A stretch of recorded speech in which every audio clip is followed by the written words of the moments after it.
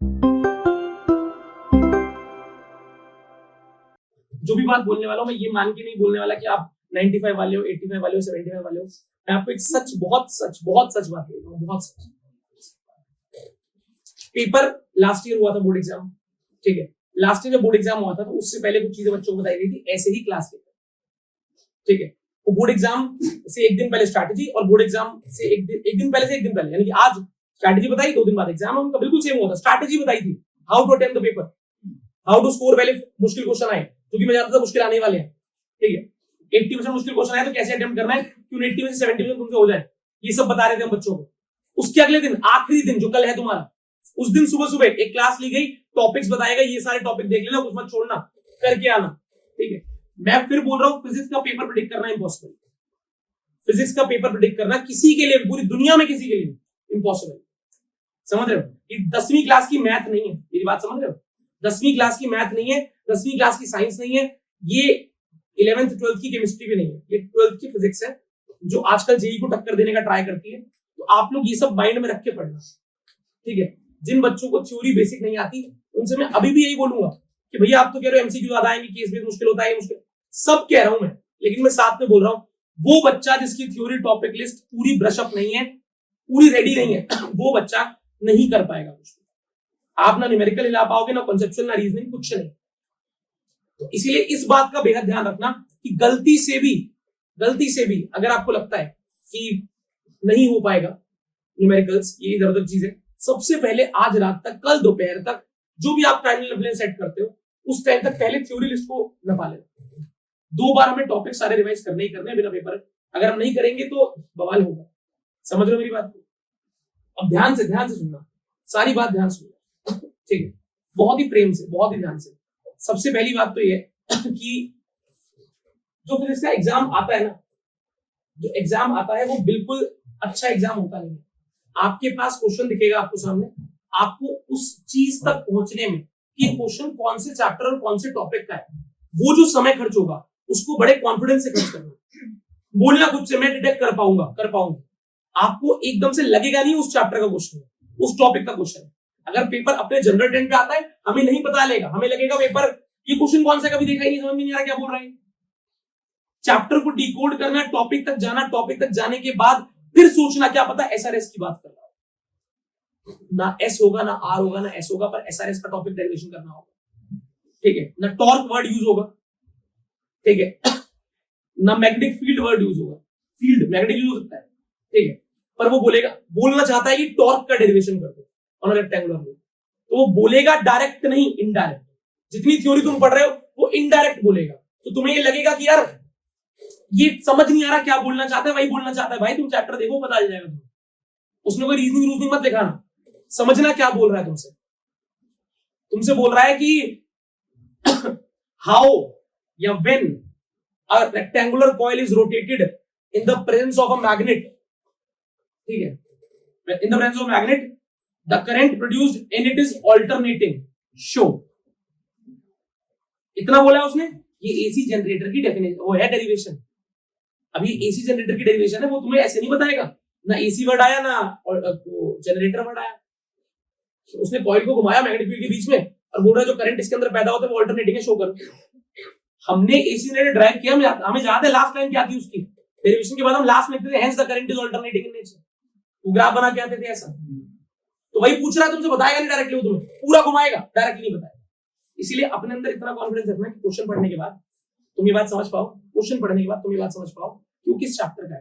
तुम्हें देखते अगर इग्नोरेंस आए ना, फिर ये तो नहीं देखा, आराम से रिलैक्स, भैया ने कहा था ऐसे ही क्वेश्चन आएंगे, पर थोड़े सा उसके साथ एक 30-40 सेकंड का समय बिताओ क्वेश्चन के साथ, वो तुम्हें अपने मुंह से बताएगा कि वो कौन सा चैप्टर का है, क्या करना है तुम्हें इसमें, और क्या करोगे तो नंबर पूरे बचेंगे, ठीक है।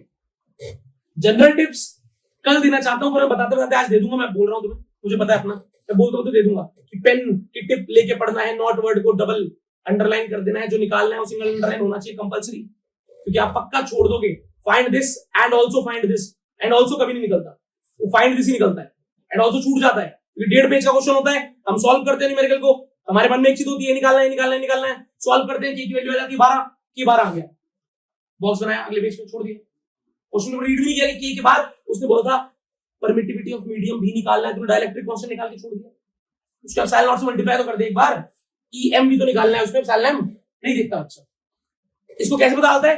क्वेश्चन पढ़ते वक्त अंडरलाइन करो, किस चीज को? गिवन डेटा, नेगेटिव वर्ड और जो निकालना है, तीन चीजें। दोबारा, गिवन डेटा, नेगेटिव वर्ड और जो निकालना है। गिवन डेटा मतलब इसकी वैल्यू इतनी दी है, इसकी वैल्यू इतनी दी, इसकी वैल्यू दी, अरे एक जीरो कम उतार लिया, जोड़ हो जाएगा। नर्वसनेस वहां पे पीक पे होती है क्योंकि पेपर के फिजिक्स का है, केमिस्ट्री बायो नहीं है, मैथ्स नहीं है, फिजिक्स पेपर में नर्वसनेस होती है। 5 क्वेश्चन पढ़े थे, 5 में 4 नहीं आते, कोई पैनिक नहीं करना, कोई पैनिक नहीं करना। गारंटी इस बात की दे सकता हूं इस बात की गारंटी, पेपर करने के बाद जब पूरा पेपर एक राउंड चक्कर मारोगे, खत्म करके बैठोगे, उस टाइम शर्मा जी आपको 20 क्वेश्चन भी सर्कल करे होंगे ना आपने कि ये मैंने कर दिए हैं पर मुझे इसमें कुछ तो कर ही नहीं, अब दोबारा जाऊंगा। तुम देखना, तुम जो पेपर करके बाहर निकलोगे और वो एक राउंड के चक्कर मारने के बाद वो स्थिति अलग अलग हो जाती है।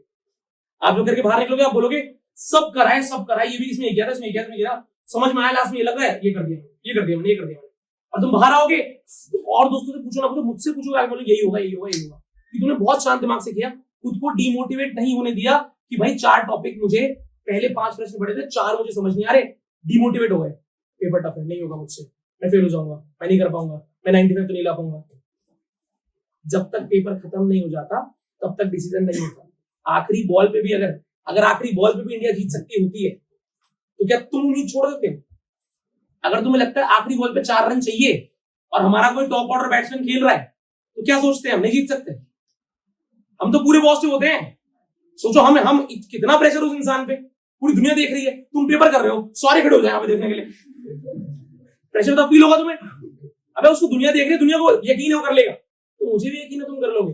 बस अगर तुम्हें यकीन नहीं हो ना तुम कर लोगे, तो जो उस बैट्समैन को यकीन ना हो कि वो कर पाएगा, क्या चौका लग जाएगा? तुम्हें लगता है उनके माइंड में क्या चल रहा होता है? उन्हें बस ये पता होता है चौका तो मैं मार दूंगा, 100% में छक्का भी मार दूंगा, बस मुझे उसकी बॉल पड़नी है, वो बॉल डालने का वाला है। अगर मैं पहले से डिटेक्ट कर पाया बॉल कहां डालने वाला है, छक्का भी जाएगा इस बॉल पे और वो मार भी देते हैं। उनके अंदर हमसे ज्यादा कॉन्फिडेंस होता है जितना हमें उनको होता है। तुम्हारे अंदर मेरे से कम है, मैं तुम्हें कह रहा हूं तुम कर लोगे, तुम्हारे अंदर कम, 5 क्वेश्चन नहीं हुए, छठा पेपर टफ है, मुश्किल है, कुछ नहीं सोचना। जब तक पेपर पूरा नहीं हो जाता हम ये मान के चलेंगे कि पेपर लास्ट में हम कर देंगे। क्या पता पहले 5 क्वेश्चन जो आपने करे उसमें 4 नहीं हुए, क्या पता वही 4 हो जो ना हो रहे हो, बाकी सारे हो जाए आपसे। नेगेटिविटी आ गई, पैनिक स्टेट आ गया, कॉन्फिडेंस चला जाएगा, हर क्वेश्चन को पढ़ते लगेगा, यार ये तो कभी नहीं सुना, अरे थोड़ा ध्यान से देख, सुना है तूने, क्लास में करी गई सारी बात तुम्हें याद रहेगी अगर तो पेपर में नंबर आ जाएगा। पेपर में सिर्फ एक बात के लिए भगवान से बोलना, दिमाग की शांति, बस। अगर ब्रेन काम रहा तो पेपर अच्छा ही होगा। हर एक चीज तुमने सुनी है, समझी है, पढ़ी है, सब करा तुमने, समझ रहे हो मेरी बात? ठीक है, अब ध्यान से चलते हैं, सुनते हैं, एक बात को समझते हैं। ठीक है, ये पेपर, ये लास्ट से लास्ट ईयर की हेडलाइंस है, लास्ट से लास्ट ईयर की हेडलाइन थी। पेपर में, हर पेपर में सब पेपर टफ है, जे के क्वेश्चन डाल दिए, ये कर दिया, लास्ट से लास्ट ईयर। ठीक है, सब पेपर को टफ मानते थे।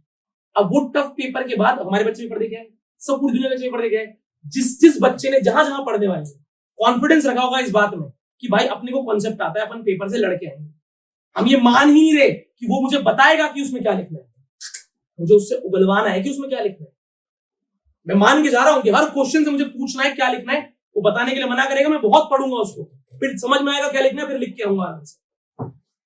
इजी एस्टिमेट करके जाओगे, भारी दिख गया डर लग जाएगा, मान के जाओगे भारी है, इजी आ गया मजा आ जाएगा। ठीक है, और भारी आ गया तो भी कोई डर नहीं लगेगा, पता है ऐसे ही आना है। तो अपने आप को उतना तैयार करके जाना है 1.5 दिन में, मानसिकता को। अब तुम कुछ ऐसा पढ़ नहीं लोगे, कुछ ऐसा नया कि हर चैप्टर में ऐसे 15 टॉपिक हैं जो तुमने पढ़ लिए तो तुम्हारी भाई साहब 85 आ जाएंगे, 100 में से 90 आ जाएंगे। कुछ नहीं होता ऐसा। 2 बातें क्लियर पहले करता हूं शुरुआत में फिजिक्स के पेपर में आपको 3 चीजें चाहिए होती है पेपर में नंबर लाने की। पूरे साल हम 3 चीजें करते हैं, पहले हम पढ़ते हैं, फिर उसे समझते हैं, फिर उसे करके देखते हैं। पढ़ते हैं, समझते हैं, करके देखते हैं। इंपॉर्टेंट क्या है तीनों में? इंपॉर्टेंट क्या है पूरे साल के दौरान? क्या इंपॉर्टेंट होता है पता है? पढ़ना, समझना ज्यादा इंपॉर्टेंट होता है, और उसे करके देखना, वो तो टाइम देना है। ठीक है, अंत के टाइम में क्या इंपॉर्टेंट होता है? पढ़ना और समझना। क्या अंत के 1.5 दिन में तुम पढ़ोगे और समझोगे? पेपर में क्या करना है? पेपर करना है। अभी मैं तुम में से कईयों को ड्राइविंग नहीं आती, गाड़ी चलाने की वीडियो दिखा दूं, गाड़ी चलाना सीख जाओगे। किसी को न्यूमेरिकल सॉल्व करते हुए देख के न्यूमेरिकल सॉल्व करना सीख जाओगे। पर बच्चों को गाड़ी के रेफरेंस समझ में आता है? नहीं सीख सकता। देख के सीख जाओ चलाना, चलानी पड़ेगी। पेपर में तुम्हें न्यूमेरिकल करना है तो वो करके आएगा, किसी को देख के, मुझे देख के नहीं आएगा। देखने का, समझने का, पढ़ने का टाइम पहले का था। अब जितना भी करो, अगर करके नहीं देखा तो कोई मतलब नहीं है। देख के करना और करके देखने में फर्क है। अब 1.5 दिन बस करके देखना, समझ रहे हो? अगर तुम्हारा फोकस पढ़ने और समझने पे रहा अब कि चलो एक काम करते हैं, मेरी, किसी और की, दुनिया में किसी की भी वीडियो देख लो। लास्ट ईयर बहुत बवाल हुआ था, लोगों ने भाई कितना 18 घंटे, 3 दिन छुट्टी थी, 6 घंटे एक दिन, 6 घंटे एक दिन, 6 घंटे। 2-4 बच्चे तो सनकी होते ही हैं, 8-8, 9-9 घंटे की उन्होंने वीडियो देखी। 9-9 घंटे की वीडियो देखी बच्चे ने। मैं कह रहा हूं 9-9 घंटे की वीडियो देखने का 3 दिन बाद नहीं, उसी दिन उस बच्चे को बिठा के उस 9 घंटे में से अगर मैं कुछ करवाऊं तो कर पाएगा, मैं गारंटी लेता हूं। जिसको लेंस मेकर आता है वो लेंस मेकर की डेरिवेशन की वीडियो देखेगा आज की डेट में? नहीं देखेगा। और जिसको नहीं आता वो डेरिवेशन की वीडियो देख लेगा, अगर एक बार करते हुए किसी को, वो लेंस मेकर कर लेगा देखते ही। तुम लोगों ने करा है, सीखा है, देखा है, तुम जानते हो 3-4 प्रैक्टिस लगती है सीखने में। प्रिज्म फॉर्मूला सीखने में टाइम लगता है, आपको 15-20 मिनट पहले समझना पड़ेगा, फिर करके देखना पड़ेगा, फिर करके दिखाना पड़ेगा, तब जाके आपको याद होगा प्रिज्म फॉर्मूला, तब तुम पेपर में करके आ पाओगे। एक साथ 150 डेरिवेशन तुमने 2 दिन में देख लिया आज और कल में, क्या करोगे पेपर में? तुम्हें लगता है कर पाओगे? उम्मीद झूठी देने का मकसद नहीं है मेरा, मैं झूठी उम्मीद नहीं देना चाहता कि मेरे सारे न्यूमेरिकल वीडियोस देख लो, अब से चालू करो, कल रात तक देखते रहो, पेपर नंबर आ जाएंगे। घंटा नंबर नहीं बढ़ेंगे तुम्हारे, जितने उतने रहेंगे, कोई एनहांसमेंट नहीं होता। ठीक है, तो न्यूमेरिकल करना है, करना है। ना होने पर, नहीं समझ में आने पर फिर वीडियो देखना अलग बात है, कहां अटक गया मैं वो देखना अलग बात है। पर न्यूमेरिकल करने के बजाय किसी को करते हुए देखना बहुत गलत है, तुम्हारे लिए अच्छा नहीं है। ठीक है, मैं एज अ स्टूडेंट बता रहा हूं, तुम्हें ये नहीं बता रहा कि हाँ मार्केट में उम्मीद बेच रहे हैं लोग, हाँ बेच रहे हैं, बहुत बेचते हैं, हर साल बेचते हैं। उम्मीद का ही बिजनेस है सारा, ये कर लो ये हो जाएगा, वो कर लो वो हो जाएगा। फिर इसके ऊपर प्रिडिक्ट करना इम्पॉसिबल, इम्पॉसिबल। हम एस्टिमेट करते हैं बस, मैं बस एस्टिमेट करता हूं हर साल। एस्टिमेट करने पे 15 नंबर 10 नंबर की थ्योरी मैच कर जाती है, न्यूमेरिकल के कॉन्सेप्ट तो ऑलमोस्ट सारी मैच करते हैं, क्योंकि 10 साल से पेपर सीबीएसई उसी पैटर्न पे बना है। ठीक है, लेकिन करने तो पड़ेंगे। सोचो सुबह सुबह बोर्ड के बाद 6 बजे मैं तुम्हें बुलाऊं यहाँ पे और 6 बजे बोलूं ये 50 टॉपिक पेपर में आएंगे, मैं पागल हूं? 50 टॉपिक 6 बजे तुम्हें दे रहा हूं। अगर तुम पढ़ने वाले होते तो तुम्हें पहले से वो 50 आते होंगे, और अगर तुम पढ़ने वाले नहीं हो तो 10 बजे पेपर है, 6 बजे तुम टॉपिक देख कर भी क्या उखाड़ लो, तुम देखकर बस चिढ़ जाओगे, हाँ यार ये इंपॉर्टेंट बताया था, ये आ गया, पर ये मुझे तो आता नहीं था, तो तुम्हारा कोई फायदा हुआ नहीं। हाँ तुम ये बोल पाओगे अरे जैसा बताया था वैसा ही आया, डिट्टो सेम, फिर तुमने जो उखाड़ा उसमें, तो अपना फायदा सोचो, भी लालची बनो थोड़ा सा। ठीक है भैया, चालू करते हैं मेन बात को, ध्यान से देखना। ठीक है,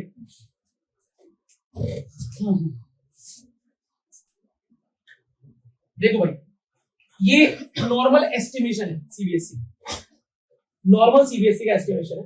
20, 21, 22, 23, 24, 25 का इसमें नहीं लिखा, 25 का मेरे पास है, पेपर आया सीबीएसई का। चैप्टर की वेटेज देख लो, फ्लक्चुएट कितना कर रही है, देखो मैग्नेटिज्म मैटर कितने मार्क्स का, 9 मार्क्स, 1 मार्क्स। इसका मीन निकालना पड़ता है, कौन सा ज्यादा है। ये लास्ट 3 साल 23, 24, 25 के पेपर है, मैग्नेटिज्म कितना है हमें पता है, ठीक है, उसके हिसाब से देखना पड़ता है। तो इस सब के हिसाब से, अब ये तो एक ओवरऑल स्टडी है, इसके हिसाब से इसके टॉपिक्स ब्रीफ करने पड़ते हैं, क्या क्या टॉपिक कितने कितने हैं, उसके बेस पे तुम्हें बता रहा हूं मैं। कुछ भी ऐसे नहीं बता रहा कि मैंने आंखें बंद करी थी भगवान आए थे, कुछ नहीं होता ऐसा भाई। ठीक है, अभी ये जो फेड हो गए हैं, ये फेड हो गए, जो बोल्ड अब भी है, ये वो है जो इंपॉर्टेंट है, समझ रहे हो? ये वो चैप्टर्स है जो इंपॉर्टेंट है। नाम पढ़ेंगे, electric field and charges, potential capacitance, moving charges, AC, ray optics, wave optics और सेमीकंडक्टर्स। आप देख रहे हो जो भी फेड हुआ है उसकी वेटेज देखो, 1 4 4 4 1 1 1 11 10 10 5 7 7 5, समझ रहे हो? और इसका जब अगले साल 2025 का हमने देखा, सेम स्टैट्स है, ऑलमोस्ट सेम, कोई 1-2 नंबर ज्यादा है, कोई 1-2 नंबर कम है। तो मोस्ट इंपॉर्टेंट चैप्टर्स तुम्हारे लिए क्लियर है, ये पीडीएफ तुम्हारे पास आ जाएगी। मोस्ट इंपॉर्टेंट मतलब जो बच्चा कह रहा है यार अपने को ना अभी नहीं आता कुछ, अपने को भी प्रिपेयर करना है, तो अपन सबसे पहले जो चैप्टर्स के टॉपिक डेरिवेशन करें, जिसके न्यूमेरिकल्स उठाएं, वो ये टॉपिक्स होने चाहिए जो अभी बोर्ड में आ रहे हैं, तो फीड हो रहे हैं, आप खुद देख पा रहे हैं। ठीक है, वो लास्ट में, वो बाद में। ठीक है भाई, अभी प्लानिंग तो तुम्हें पूरी बता दूंगा, पर पहले ये सिलेक्टेड है, वो जो चैप्टर अभी दिखाया मैंने आपको, ये सिलेक्टेड है। 55 मार्क्स बन रहे हैं, 55 मार्क्स इन चैप्टर्स से। 55 समझते हो, 70 से 55। और ये बात याद भी रखना, 70 से 55 ये 2025 का स्टैट जब मैं उठाऊंगा 70 से 55 नहीं है, 70 से 58 मार्क्स है। ये बाकी चैप्टर इतने नेग्लिजिबल, हाँ इतने नेग्लिजिबल। और ये सारा जो मार्क्स आप देख रहे हो, ये किसी एक सेट के मार्क्स नहीं है बच्चों, ये एवरेज है। जितने सेट्स बने थे उन सबके मार्क्स का एवरेज राउंड ऑफ है। ठीक है, आप भी सर्च करोगे आपको मिल जाएगा, इसमें प्रॉपर देखने जाने पर सारे सेट को लेके बैठोगे तो मिल जाएगा आपको, पर आप क्यों करो, ये सब का टाइम नहीं हमारे पास। कितने नंबर? 16 नंबर। क्या क्या क्या क्या आया? एस्टिमेशन। इस साल 16 नंबर की ऑन एन एवरेज डेरिवेशंस मिलेंगी, पर फिर भी मैंने तुम्हें प्रेम से बता दिया डायरेक्ट नहीं मिलेंगी, मिलेंगी पर डायरेक्ट नहीं मिलेंगी। आपको पूछना पड़ेगा ये कह क्या रहा है, वो ऐसे नहीं बोलेगा show that density is independent of mass number, बोलेगा number of nucleons, number of nucleons is not related to the density, explain. अब नंबर ऑफ न्यूक्लियॉन्स ही तो मास नंबर होता है, नहीं बोलेगा mass number, number of nucleons बोलेगा, not related बोल देगा। समझ रहे हो, वो शब्द बदलेगा, घुमाएगा फिराएगा ताकि तुम समझ पाओ क्या बोलना चाहता है। तुम बस ध्यान से पढ़ना, समझ जाओगे। 16 नंबर की derivations on an average, plus minus 2 कर लेना, पेपर आएगा हम सब मैच कर लेंगे। 26 नंबर की थ्योरी और रीजनिंग। रीजनिंग क्या होती है? रीजनिंग को क्रैक करना सबसे इजी, बताऊंगा अभी क्रैक करने का तरीका ना तुम्हें, कल सुबह क्लास लूंगा, कल सुबह बताऊंगा रीजनिंग कैसे क्रैक करनी है। अगर वो क्या बोलते हैं कॉम्पिटेंसी बेस्ड क्वेश्चन, उसे क्रैक कैसे करना होता है, क्योंकि न्यूमेरिकल तो अलग कहानी है, जहां रीजनिंग है उसमें क्या लिख के आए, अरे क्या लिख के आओ, तुम्हें पता है क्या लिख के आना होगा।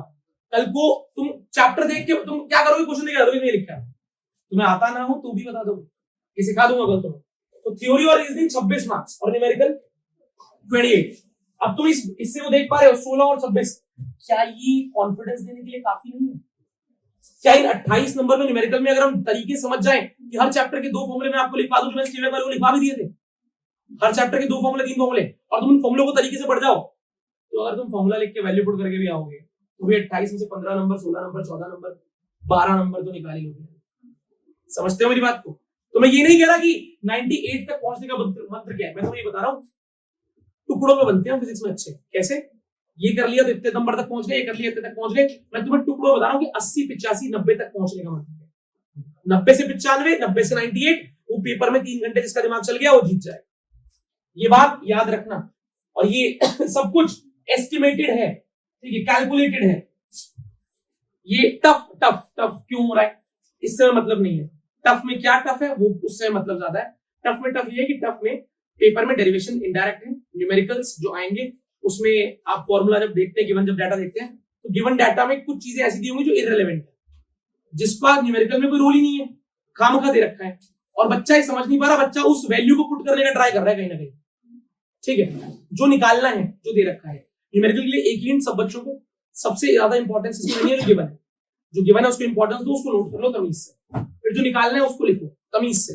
सब दोनों चीजें कर लो, लिख दो पेपर में, आंसर शीट में, उसके बाद सोचो इसका इन सबसे क्या लिंक है, क्या इसमें कोई फॉर्मूला होता है, अगर मिल जाए तो चेपो, वैल्यू पुट करो, अगर नहीं मिले तो इसका किसी से लिंक होगा, जिसका इससे लिंक होगा क्या पता।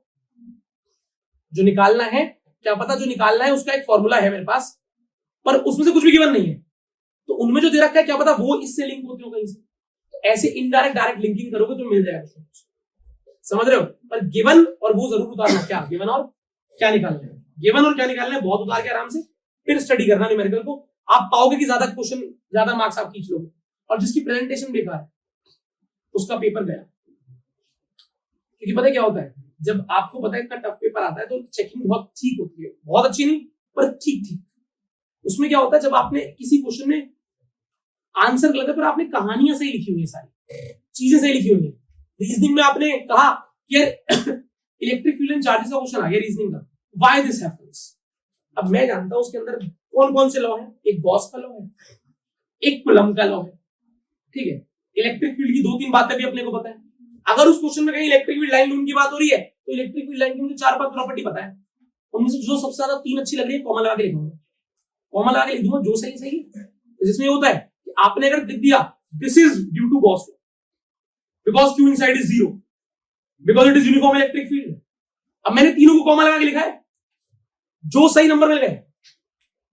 लेकिन अगर मैं कह रहा हूं कि मेरे को ये क्वेश्चन नहीं आता, अबे क्यों, तू लिखना यार कुछ, यार तू सोचना क्या बन सकता है, जो लगता है चैप्टर ढूंढ, टॉपिक ढूंढ, और उसके जो जो स्टेटमेंट वाली पॉइंट है, electric field point towards decreasing potential, statement है ना, कॉन्सेप्ट है, अपन कॉन्सेप्ट लिख के आ जाएंगे। कॉमन लगा के 3 कॉन्सेप्ट लिख दिए, कोई एक तो सही होगा। पेपर टफ आया, दुनिया रो रही है, हम लिख के आए सही आंसर, टीचर चेक कर रहा है, सब फेल हो रहे हैं, सब कुछ पॉइंट पास कर रहा है, हमारे में देख रहा है अरे सही वाला ऑप्शन है इसके बाद, सही है, कर देगा सही। ये सब पेपरों में ढूंढ रहा होता है कहां मिल जाए कुछ सही, मैं टिक कर दूं, बच्चे के अच्छे नंबर आ जाए, पास हो जाए, 70 में 70 तो नहीं, 70 में से 50 आ जाए, 55 आ जाए बस, क्योंकि बहुत बेकार नंबर आ रहे होते हैं, वो लिख के रखना बस, समझ रहे हो, ये छोटी छोटी बात। चैप्टर में टिपिकली आ जाते हैं, ठीक है, केस बेस्ड एमसीक्यू तुम्हें परेशान करेंगे, वो मैं तुम्हें बता ही दूंगा, लेकिन फिर भी एमसीक्यू जिन टॉपिक से आएंगे, पहले एक बात ध्यान रख लो, एमसीक्यू ज्यादातर जिन टॉपिक से आएंगे वो टॉपिक्स आपके सामने है। पोटेंशियल कैपेसिटेंस से एमसीक्यू आने का चांस बहुत कम है, इसलिए मैंने यहाँ पे डैश कराया। मैं नहीं कह रहा 0 है, मैं कह रहा हूँ बहुत कम है। आप पेपर देखेंगे तो आप भी पाएंगे कि यार इक्विवेलेंट कैपेसिटेंस का तो कोई एमसीक्यू नहीं आया, बहुत कम चांस है। Kirchhoff, Wheatstone are equivalent. Electric field, general electric field के फॉर्मूले E vector, motion magnetic field, magnetic dipole, पैराडाई एरो पक्का एमसीक्यू।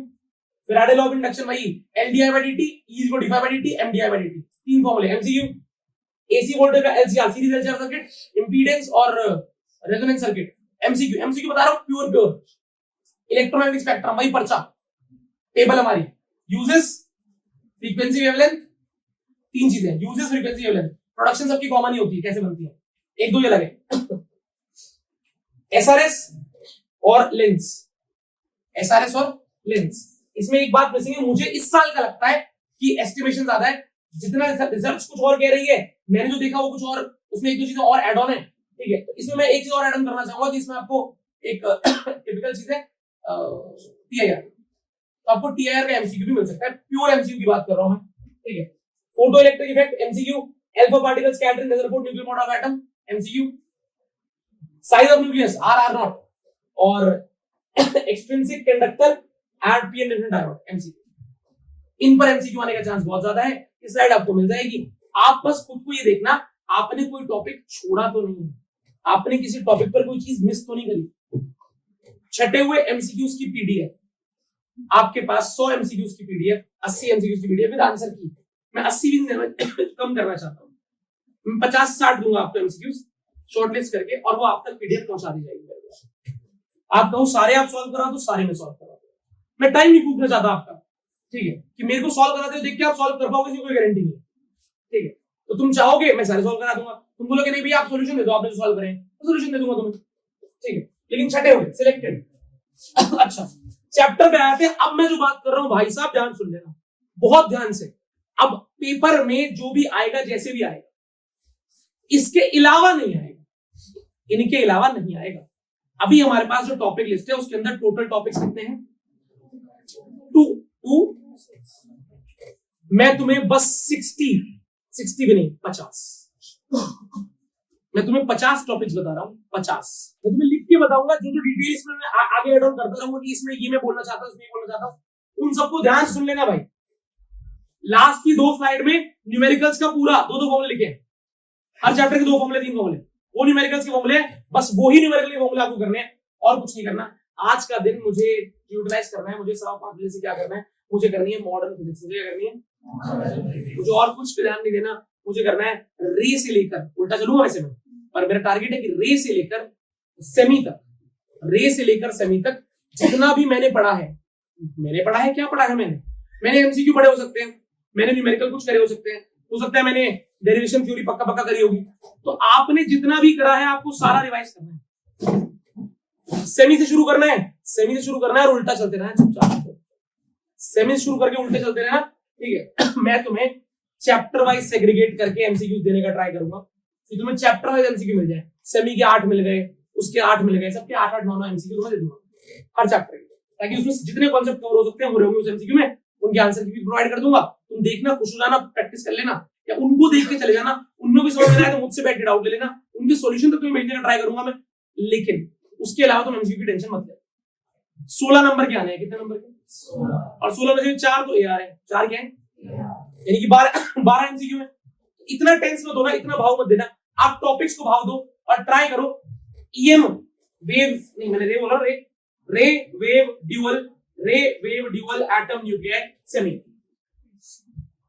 रे wave dual atom nuclear semi, या तो सुनना, choose anyone, both are good. मैं अपना प्लान थोपना नहीं चाहता, इसलिए बता रहा हूं, दोनों अच्छे हैं। या तो आप आज रात तक सारे के सारे चैप्टर्स के topics with deep emphasis on these topics, theory, derivation, concepts और फॉर्मूलाज निपटाओ। कल के दिन में सारे हो गए, कल के दिन में बस इनके कॉन्सेप्ट्स को, इनके कुछ न्यूमेरिकल जो तुम्हारी बुक में वो रखे हैं, इनके कुछ कॉन्सेप्ट्स न्यूमेरिकल्स जो तुमने आज तक प्रैक्टिस करे हो, कहीं से भी करे हो, तुमने जो करे हुए हैं उन पे ध्यान देना कल दोपहर तक। दोपहर के बाद दोबारा से रात तक टॉपिक लिस्ट, डेरिवेशन लिस्ट, फॉर्मूले, कॉन्सेप्ट्स और वो सब देखकर फिर परसों पेपर देने चलेगा, इधर दिस में। और आज रात तक मैंने टारगेट लिया है रे से आगे का सारा करने का। मैं रे से लेकर आगे तक सारा सब कुछ करूंगा उसमें। मैं उसमें डेरिवेशन भी करूंगा, थ्योरी भी करूंगा, फॉर्मूले भी करूंगा, और न्यूमेरिकल जो मैंने सॉल्व करे उन्हें भी रिवाइज करूंगा, सब कुछ कर लूंगा रे तक। बाकी स्टार्टिंग वाला कल करो, कल सुबह उठना, कल सुबह स्टार्टिंग वाला सारा कर देना। कितने बजे तक? 2-3 बजे तक सारा कर दिया। अब मैंने आज का आधा दिन और कल के आधे दिन में पूरा सिलेबस किया, उसमें न्यूमेरिकल भी कर रिवाइज, मैंने रीजनिंग करी, थ्योरी भी करी, जो मैंने पढ़ा था टॉपिक लिस्ट, डेरिवेशन लिस्ट तो पूरी हो गई उसमें। आज आधी कल, उसके बाद जो 12 बज जाए, 3 बज जाए कल, तो 3 बजे से लेकर रात तक आप सारा का सारा विदाउट न्यूमेरिकल्स सारा का सारा विदाउट न्यूमेरिकल्स एक बार कर सकते हो। टुकड़ों में तोड़ के कर लो, आधा आज आधा कल, या आज derivation theory formulas, derivation theory, concept, और कुछ नहीं। कल फिर सुबह उठ के सबके इंपॉर्टेंट टॉपिक्स की न्यूमेरिकल्स अच्छे से देख लेंगे, ठीक है। और फिर आप रात में दोबारा से कॉन्सेप्ट्स, फॉर्मूलेस और थ्योरी, डेरिवेशन रिवाइज करके पेपर देने चले। ज्यादा नहीं करना, उतना करना है जितना याद रहे। अगर आपने गलती से भी अपने ऊपर इतना लोड डाल लिया, आप बिल्कुल खराब हो जाएंगे, ठीक है। अब बात है बात सुनने की। अब जो टाइम है वो बात सुनने का है। अब सुनना बस ध्यान से, ठीक है। सुनना ध्यान से, दिमाग में चला गया तो तुम्हें याद रहेगा उस टाइम पे। मैं नहीं चाहता तुम्हें पीडीएफ को प्रिंट करा के बैठे हो, ठीक है। खुद से समझ लेना ध्यान से, कैमरा स्कैनर इसका खो भी जाए तुमसे, ठीक है। इसलिए ध्यान से अभी ये दिमाग में डाल लो। Electric field charges and their properties, electric field charges and their properties में एक है law of conservation of charge. इसमें कहा जाता है चार्ज कंजर्व रहता है, ठीक है। टोटल चार्ज कंजर्व रहता है। 2 बॉडी को लेकर टक्कर मारेगा, बोलेगा इतना चार्ज बट गया, 3 को लेकर टक्कर मारेगा, बाद में 2 का चार्ज इतना, बताओ तीसरे का कितना है, ठीक है। 2 बॉडीज में चार्ज 5 कूलम 3 कूलम टच किया, लग के बताओ कितना कितना आएगा, ठीक है। तो जो कंजर्वेशन ऑफ चार्ज नाम की प्रॉपर्टी है ना, इस पर एमसीक्यू न्यूमेरिकल बनता ही बनता है। बहुत अच्छा और बहुत आसान न्यूमेरिकल बनता है। तो आप इसमें कंजर्वेशन ऑफ चार्ज को जरूर भाव देना, ठीक है। कंजर्वेशन ऑफ चार्ज जरूर इसको भाव देना, इसको जरूर एक बार रिवाइज करना, ठीक है। बहुत काम की चीज है कंजर्वेशन ऑफ चार्ज, ठीक है। इसका एक और फॉर्मूला है, 2 ही फॉर्मूला है इसमें मैं फोकस करना चाहता हूं, आपको चाहता हूं। Q is equal to plus minus N, number of electrons निकालो कितने ट्रांसफर हो, फोर्स का क्वेश्चन देगा, नंबर ऑफ इलेक्ट्रॉन्स बोलेगा, नंबर ऑफ इलेक्ट्रॉन्स कि मैंने 2 बॉडी को टच किया, इतना चार्ज उधर चला गया, ठीक है, हो गया। तो इलेक्ट्रॉन कितने गए, आप पहले चार्ज निकाल लो कितना गया, उसका Q is equal to N लगा के इलेक्ट्रॉन्स, ठीक है। आगे बढ़ते हैं, इलेक्ट्रिक फ्लक्स गॉस थ्योरम। अब गॉस थ्योरम पे ना Q in by epsilon naught इसका प्रयोग होगा। यूनिफॉर्म मैग्नेटिक फील्ड में, यूनिफॉर्म इलेक्ट्रिक फील्ड में फ्लक्स 0 होता है, इसका प्रयोग होगा, ठीक है। और जो दोनों का बिल्कुल जुड़ा है, E dot ds Q in by epsilon, ठीक है। तो गॉस थ्योरम जो है, गॉस थ्योरम उसको प्रेम भाव से करके जाना। एमसीक्यू के लिए देख लो भैया, एमसीक्यू के लिए phi is equal to E dot ds, vector E dot ds। मुझे पता है अगर मेरा लूप मैंने XY प्लेन में लिया है तो उसके एरिया वेक्टर में आएगा J क्या K क्या, पता है। XY प्लेन के परपेंडिकुलर कौन सी एक्सिस होती है, Z एक्सिस। YZ प्लेन के परपेंडिकुलर X एक्सिस। प्लेन के नाम में XYZ में से जो मिसिंग है वही उसका नॉर्मल वेक्टर है।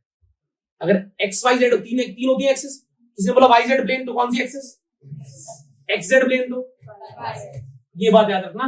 E डॉट ds पे न्यूमेरिकल, जहां ds वेक्टर तुम्हें बनाना होगा, ये ds वेक्टर बनाना पड़ेगा, इसका जरूर ध्यान रखें। अच्छा, आगे डेरिवेशन के नाम पर तुमने गॉस लॉ की एप्लीकेशन, जिसमें आता है एक लाइन चार्ज। लाइन चार्ज भाई इंपॉर्टेंट है, उसका graph lambda is equal to E is equal to lambda upon 2 by epsilon naught r, गिरता हुआ ग्राफ बनता है। तो गॉस लॉ की एप्लीकेशन, गॉस लॉ की एप्लीकेशन एक और है spherical, inside outside on the surface, और एक infinite sheet sigma by epsilon naught. It does not depend upon distance, it does not depend upon infinite sheet की electric field distance depend. अरे बोलो, अरे सुन लो ध्यान से, दोबारा बोल रहा हूं। अभी मैथ का पेपर था क्या? ये मैथ का पेपर था, कब था? कल 10th का है ना। तो 10th की लाइव क्लास थी, कितनी लाइव क्लास थी मैंने? 6 नहीं है, 2 मान लो 8 चैप्टर की लाइव क्लास ली थी मैंने 5 दिन पहले। हर रोज 3 लाइव क्लास लेता था। बच्चों को बताते बताया कि भाई 10th का पेपर प्रेडिक्टेबल आता है, बहुत प्रेडिक्टेबल, आसान पेपर आता है, पढ़ लो ध्यान से पढ़ लेना। हर चैप्टर कितने मेरे को कराए? 14, 10, 14, 12, 10, 14, 12 हर चैप्टर। ठीक है, पेपर का लाया मैंने नहीं बनाया, पेपर मैंने नहीं बनाया। न्यूमेरिकल्स तो एज इट इज सेम है, एज इट इज। वो तुक्के से आ जाते हैं, ऐसा नहीं है। वो तुम भी अगर 10th 2 साल पढ़ा लोगे ना, तुम भी बोलोगे हमें पता है इस कॉन्सेप्ट से। अभी बुरा क्या लगता है फिजिक्स में? अभी मैं बता रहा हूं, तुम लाइटली ले रहे हो, अगर ले रहे हो तो कल जब पेपर परसों देके आओगे तो मिलेगा भाई साहब ये तो बताया था कि lambda by 2 by epsilon naught r का ग्राफ इंपॉर्टेंट है, स्फेरिकल शेल का ग्राफ इंपॉर्टेंट है, स्फेरिकल शेल के जो गॉस लॉ के 3 केसेस हैं उनके फॉर्मूले इंपॉर्टेंट है। और भैया ने एक लाइन बोली थी, सिग्मा बाय एप्सिलॉन नॉट होती है इलेक्ट्रिक फील्ड एक सिंगल शीट की, और उसमें एक क्वेश्चन है बहुत इंपॉर्टेंट बुक के अंदर, शायद याद होगा, माइनस सिग्मा प्लस सिग्मा, बीच में बाहर इधर सिग्मा 1 सिग्मा 2, याद है? तो 3 रीजन कर रखे हैं ऐसे, नेट इलेक्ट्रिक फील्ड पूछिए तीनों जगह पे। ठीक है, तो ये जो शीट का एप्लीकेशन है, शीट की इलेक्ट्रिक फील्ड डिस्टेंस डिपेंड जितनी होती रहती है, ग्राफ सीधा बनता है। ये सारी बातें जो मैं बोल रहा हूं ये एप्लीकेशन वाली याद रखना, इन पर प्रश्न बनेगा, इसलिए कह रहा हूं उन पन्नों को नोट्स के बहुत ध्यान से पढ़ना जो टॉपिक यहां लिखे। इलेक्ट्रिक फील्ड डाइपोल, ये तुम्हें मैंने पहले बताया बहुत बार, एक्सियल इक्वेटोरियल के जो हमारे इलेक्ट्रिक फील्ड के फॉर्मूले हैं, एक्सियल और फॉर्मूले और डायरेक्शन बहुत इंपॉर्टेंट। और एक मेरे को बहुत ऐसा लगता है कि 2 डाइपोल वाला न्यूमेरिकल बताया होगा मैंने तुम्हें कभी ना, 2 डाइपोल वाला न्यूमेरिकल, 2 डाइपोल है, कुछ डिग्री पे पढ़े हैं, 120 डिग्री 30 डिग्री, 120 डिग्री बोल दिया क्या मैंने? 120 डिग्री और 30 डिग्री पे पढ़े हैं, और इन दोनों की वजह से इस ई पॉइंट पे, इस पी पॉइंट पे इलेक्ट्रिक फील्ड कितनी होगी नेट। एक की वजह से निकालेंगे, उसकी डायरेक्शन मार्क करेंगे, दूसरी डायरेक्शन मार्क करेंगे, 2 वेक्टर आ गए, रिजल्टेंट बीच में, समझ रहे हो? और 2 वेक्टर जो 120 डिग्री पे होते हैं उनका रिजल्टेंट उन्हीं के बराबर होता है, 90 डिग्री पे √2 और 60 डिग्री पे √3। नहीं समझे? ठीक है, बहुत खींच के बोल रहा हूं तो लगता है मुझे बहुत इंपॉर्टेंट है, इसलिए बहुत खींच के बोल रहा हूं।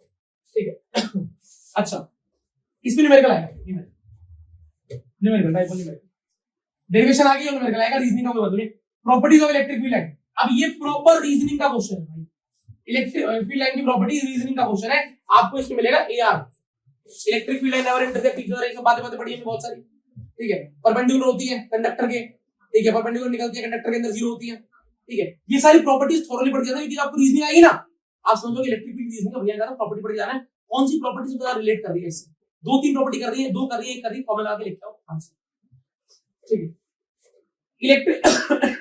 इलेक्ट्रिक फील्ड इलेक्ट्रिक फोर्स, ये फॉर्मूला होता है, बहुत बार बोला है, F = QE, F = QE, F = QE, और इसमें एक्सेलरेशन आता है QE/m, जानते हो एक्सेलरेशन क्या आता है? QE/m। ये कोई बड़ी बात नहीं है कि अगर तुमसे बोले एक चार्ज पार्टिकल है, उसको हमने एक इलेक्ट्रिक फील्ड में छोड़ दिया, तो वो जो ऐसा पैराबोलिक पाथ कवर कर रहा है उसकी रेंज बताओ। ठीक है, हमें तो यू निकालना है, ए निकालना है, दैट्स इट, यू निकालना है और ए निकालना है। ए क्या होता है? QE/m। ठीक है, ये डेरिवेशन है डेरिवेशन किताब खोल के देखो एक बार, सब मिलेगा तुम्हें उसके अंदर। ठीक है, मैं इसलिए बोलता हूँ किताब से जो रिवाइज करता है उसके लिए बहुत अच्छा होता है। ठीक है, ये numerical pure numerical. Positive charge electric field के साथ जाता है, नेगेटिव चार्ज इलेक्ट्रिक फील्ड के ऑपोजिट जाता है। Relation between electric field and potential, ये V = -E डॉट dr, और ये दोनों भाई भाई, ये दोनों एक ही बात है। ठीक है, numerical pure numerical, numerical and graph numerical only. tan theta FMG pure numerical, MCQ tan theta FMG MCQ में आता है प्योर न्यूमेरिकल टॉपिक, एन लिख दिया न्यूमेरिकल वालों के यहाँ पे। ठीक है, शॉर्ट लिस्टेड उन बच्चों के लिए कौन कौन से न्यूमेरिकल करने चाहिए, जिसको बस एक ही मुझे बता दो, और चैप्टर से कौन कौन से 2-3 न्यूमेरिकल कर लो, उनके लिए फॉर्मूला लिख दूंगा लास्ट में, लिखे हुए फॉर्मूले आपको दिखा देंगे। ठीक है, ये 2 चैप्टर पहले के ना बहुत जरूरी है, इसलिए इसमें बहुत टॉपिक्स मैंने खींचे। टोटल आपको 60 टॉपिक्स से ऊपर नहीं दे रहा हूं, 225 240 कुछ नहीं, ये 60 बहुत जरूरी है। वो सारे एक बार करना, ये सारे 3 बार करना। इक्विपोटेंशियल एंड प्रॉपर्टीज, रीजनिंग, जिसको न्यूमेरिकल भी नहीं कहते, थ्योरी भी नहीं कहते। इक्विपोटेंशियल की प्रॉपर्टी 2 पेज है नोट्स के अंदर, पूरी प्रॉपर्टी लिखी है, उनके रीजन भी है, वर्क डन 0 होता है ऐसे जाए तो, ठीक है। Show that question show that electric field is always perpendicular to the surface of conductor. show that work done is 0 on moving a charge on the equivalent surface. show that ये 2 property और इनके दोनों के show that आपकी किताब में है। show that पे ये जो क्वेश्चन आएगा इसको आप ना न्यूमेरिकल बोलोगे, ना रीजनिंग बोलोगे, ना डेरिवेशन बोल पाओगे, पर पेपर में आ जाएगा। समझ लो, इक्विपोटेंशियल सरफेस की 2 प्रॉपर्टी है बहुत मेजर वाली। एक तो ये भी है कि दूर जाने पर, लक्ष्य मित्तल, दूर जाने पर जो प्रॉपर्टी होती है, जो इक्विपोटेंशियल सरफेस होते हैं, वो उनका गैप बढ़ता रहता है, पता है।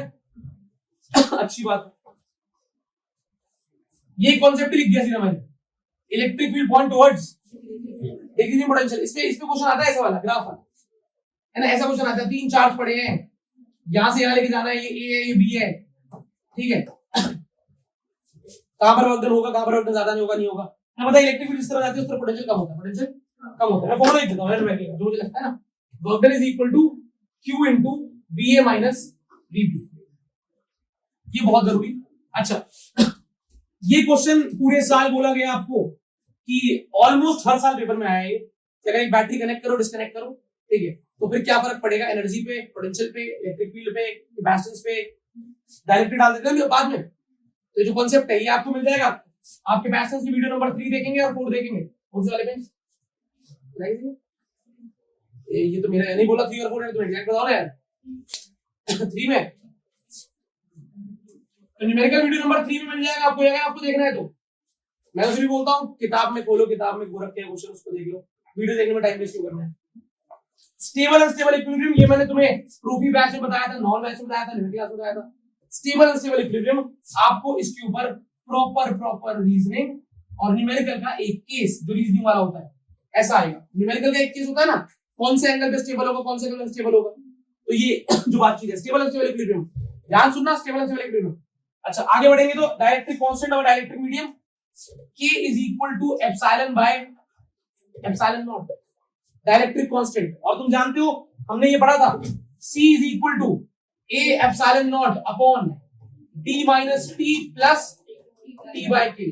कैपेसिटर की प्लेट की डाइलेक्ट्रिक डालेगा, थिकनेस देगा उसकी, और एक नहीं 3 डाइलेक्ट्रिक डालेगा, ठीक है, 2 डाइलेक्ट्रिक डाल सकता है, और डाइलेक्ट्रिक जरूर डालेगा कैपेसिटर की प्लेट के इसमें, बोलेगा नेट कैपेसिटेंस बताओ, ये बताओ होगा डाइलेक्ट्रिक कैपेसिटर की प्लेट में C इक्विवेलेंट नेट कैपेसिटेंस, ठीक है। यहां जो इलेक्ट्रिक ससेप्टिबिलिटी, इसे कहते हैं काई, क्या कहते हैं, इसका फॉर्मूला होता है 1 प्लस K, क्या होता है इंपॉर्टेंट, ठीक है, क्या होता है 1 प्लस K, इंपॉर्टेंट है, काई बहुत इंपॉर्टेंट है, थ्योरी टॉपिक है, बिल्कुल थ्योरी टॉपिक है। जैसे मैग्नेटिक ससेप्टिबिलिटी थी, ऐसे ही इलेक्ट्रिक ससेप्टिबिलिटी कहते हैं, ठीक है। अब टॉपिक्स अपने आप ही धीरे धीरे आपको लगेगा चैप्टर रेलेवेंट नहीं, उनके टॉपिक बहुत कम है। करंट में रेजिस्टिविटी के ग्राफ, 3 ग्राफ है रेजिस्टिविटी के, एलॉय, मेटल और सेमीकंडक्टर। ओम्स लॉ होता है V is equal to IR, इसका एक माइक्रोस्कोपिक फॉर्म होता है J इज इक्वल टू, इसके प्रूफ की इज्जत करना, इसके न्यूमेरिकल की इज्जत करना, इस पर एक ग्राफ बनता है J और E का, इसका स्लोप होता है सिग्मा, कंडक्टिविटी, ठीक है। इस ग्राफ की इज्जत करना बहुत अच्छे से। ये फॉर्मूला जिसकी न्यूमेरिकल करते करते ही बहुत देखे थे, V is equal to E minus, सबसे ज्यादा वैल्यूएबल चीज है इस चैप्टर की, सबसे ज्यादा वैल्यूएबल चीज है इस चैप्टर की, ये मैं V is equal to E minus I, सबसे ज्यादा वैल्यूएबल चीज है इस चैप्टर की। चार्जिंग का केस अलग है, डिस्चार्जिंग का केस अलग है, नो करंट का केस अलग है, 3 केस है इसके अंदर। तो चार्जिंग हो रही होती है, हम बैटरी को चार्ज करते हैं, प्लस आ जाता है बीच में, बैटरी का यूज कर रहे हो, डिस्चार्ज कर रहे हो, माइनस आएगा बीच में, करंट 0 है तो V is equal to E हो जाता है। इसमें ग्राफ है, पता है आपको ये बात, इसमें ग्राफ है भाई, ग्राफ, इसका ग्राफ अभी भी मुझे याद आता है V और R का, तुम्हें आता है याद, तुम्हें याद आता है ऐसा कुछ, ऐसा आना तो चाहिए था, ऐसा नहीं है V और R का ही आएगा, I और R का ग्राफ भी है इसमें, ठीक है। इसमें ग्राफ बहुत है, जिसमें शीट ना हो ग्राफ वाली मान लेना, जो मैंने स्पेशल शीट दी थी करंट की, एक पन्ना है इसके अंदर सब बने हुए ग्राफ। ग्रुपिंग ऑफ सेल्स साल की शुरुआत में बता दिया था मैंने आपको, जो हम पढ़ रहे थे चैप्टर, शायद न्यूमेरिकल क्लास में मेरी बात हुई थी आपसे, जो न्यूमेरिकल क्लास दे रहे थे ऊपर वाले हॉल में, भाई ग्रुपिंग ऑफ सेल्स जो है वो इंपॉर्टेंट है, इसके जो फॉर्मूले हैं सीरीज और पैरेलल वाले, डायरेक्ट प्रश्न करने का मौका आपको इसमें मिलेगा, तमीज से करके आना। पैरेलल में सारे सेम तो ई की बराबरी होती है, और जब सीरीज होता है तो ऐड हो जाते हैं उल्टे वाले माइनस वाले, ठीक है। न्यूमेरिकल के लिए बहुत जरूरी, variation of absolute temperature graph ये हो चुका है, ऊपर वाला ये सेम ही है। Current density graph, current density ये भी हो चुका, समझ रहे हो, अलग नहीं है टॉपिक, समझ रहे हो क्या, सेम ही है। Relation between current and velocity, यार ये I = NeAVD, I = NeAVD, ये बेचारा ना कभी कभी किसी बड़े न्यूमेरिकल में छोटा सा काम आ जाता है, इसका डायरेक्ट न्यूमेरिकल मुश्किल आता है, पर ये बड़े न्यूमेरिकल में छोटा सा काम आ जाता है। किरचॉफ और व्हीटस्टोन, अगर तुम्हारे पास कभी जिंदगी में R इक्विवेलेंट का ऑप्शन और किरचॉफ का ऑप्शन, और तुम्हें लग रहा हो R इक्विवेलेंट नहीं निकल रहा है, गलत आएगा शायद, किरचॉफ, समझ रहे हो, अगर R इक्विवेलेंट निकल गया तो R इक्विवेलेंट निकल गया, आंसर आ गया, बात खत्म। अगर R इक्विवेलेंट अजीब लग रहा है यार, ये यार इसका अजीब सा बन रहा है, कुछ सीरीज पहले समझ में नहीं आ रहा, किरचॉफ के तीन वो दिए हुए हैं लाइनें, और बीच में लूप बन जाएगा, वो तो किरचॉफ की इक्वेशन बना के आना, इक्वेशन बना के आंसर निकले ना निकले 3 में से 2 नंबर जेब के अंदर है। R इक्विवेलेंट में अगर आंसर गलत आ गया तो कुछ भी कराओ तुमने स्टार्टिंग में, आंसर गलत तो R इक्विवेलेंट के नंबर, ठीक है। और पार्ट में समझदारी दिखाना, कल जितना सिखाऊंगा, कल पेपर अटेम्प्ट करने के लिए जितना बताऊंगा, सब कुछ अपने जहन में डाल के जाना, क्योंकि इस बार और लास्ट ईयर और पार्ट इतने आए थे, बच्चे गलत ऑप्शन चूज करेंगे, गलत नंबर कटवा लेंगे। हमें वो करना है जिसमें नंबर मिलने के चांस आ रहा है, यूं तो मुझे आता है तो कोई बात ही नहीं है, जब दोनों में डाउट हो रहा है और पार्ट में, फिर क्या करना है वो सीखना है। किरचॉफ और व्हीटस्टोन, व्हीटस्टोन की कंडीशन बता दूं मैं, ठीक है, ठीक है।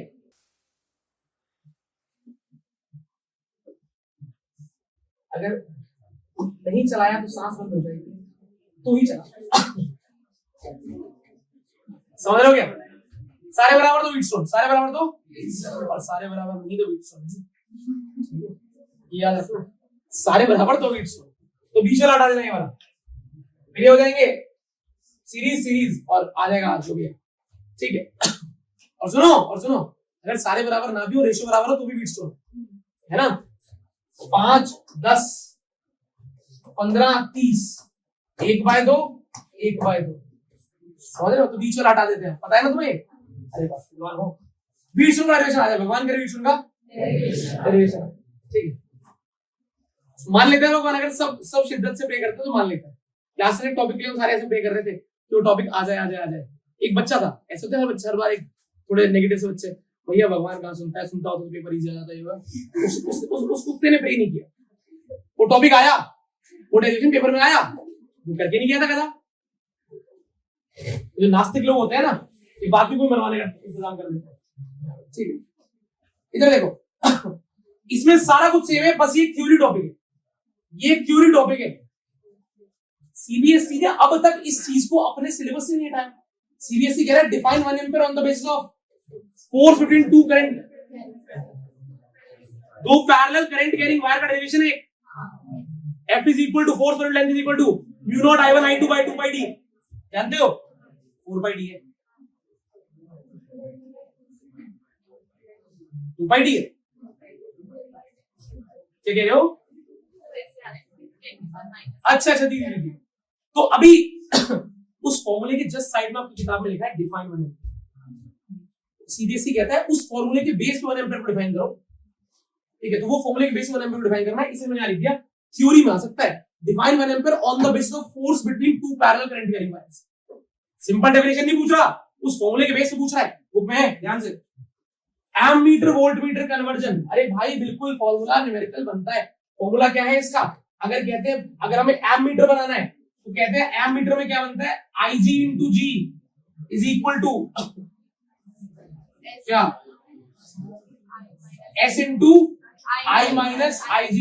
बच्चे कहते हैं ये सब है क्या, गैल्वेनोमीटर का रेजिस्टेंस, किसका,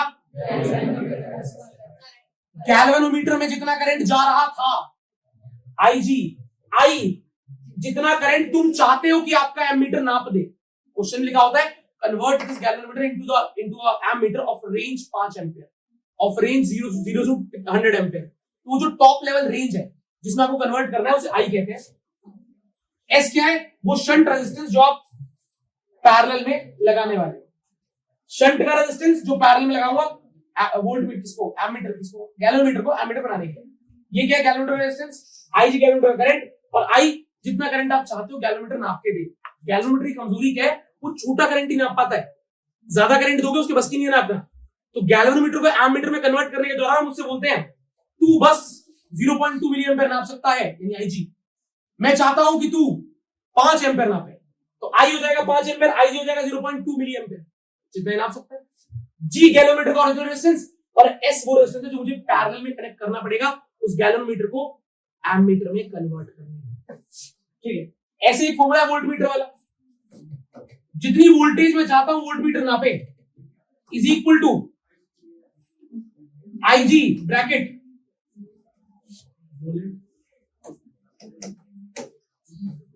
जी प्लस एस। एस ना लो तो आर ले लो, इसे शंट नहीं कहते, इसे आर ही कहते हैं नॉर्मली रेजिस्टेंस। ये जी गैलोमीटर का रेजिस्टेंस, ये जी गैलोमीटर का करंट।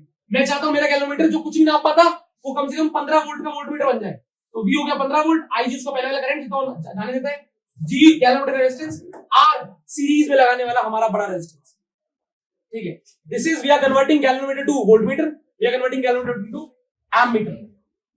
ठीक है, अच्छा, फोर्स बिटवीन पैरेलल वायर्स बताया मैंने आपको, small F force per unit length is equal to mu naught upon 4 pi I1 I2 by D. इसके बेस पे 1 एम्पीयर को डिफाइन करना होता है। अच्छा, एक फॉर्मूला है भाई, F is equal to I L B sin theta, जानते हो क्या? अच्छा, फिर तुम करंट सेंसिटिविटी और वोल्टेज सेंसिटिविटी जानते हो, करंट सेंसिटिविटी और थ्योरी रीजनिंग, ये आर लिखा है इसके आगे, theory reasoning, current sensitivity, voltage sensitivity, और लिखा भी है one of them depends on R, one of them does not depends on R। तो हर बार तो नहीं, लास्ट से लास्ट ईयर, उससे लास्ट से लास्ट ईयर, 2 साल छोड़ के ऐसा आया कि 2 केस दिए, उसने बोला मैंने रेजिस्टेंस को बढ़ा दिया, बताओ क्या फर्क पड़ेगा। तो सेम क्वेश्चन आ गया, रेजिस्टेंस को बढ़ा दिया, बताओ वोल्टेज और करंट सेंसिटिविटी क्या असर पड़ेगा। सब्जेक्टिव क्वेश्चन 2 नंबर में एक पार्ट है, तो बच्चे लिख के आ गए, पता था उन्हें कि इनमें से एक पे फर्क पड़ता है, एक पे फर्क नहीं पड़ता। किस पे पड़ता है भाई? करंट पे।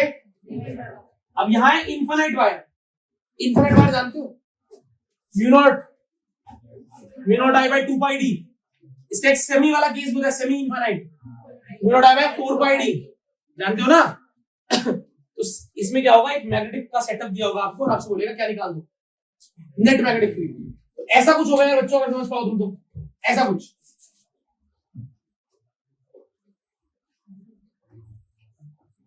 करंट आ रहा होगा ऐसे, सर्कल भी हो सकता है, करंट आ रहा होगा ऐसे, और यहां पर एक पॉइंट दिया होगा,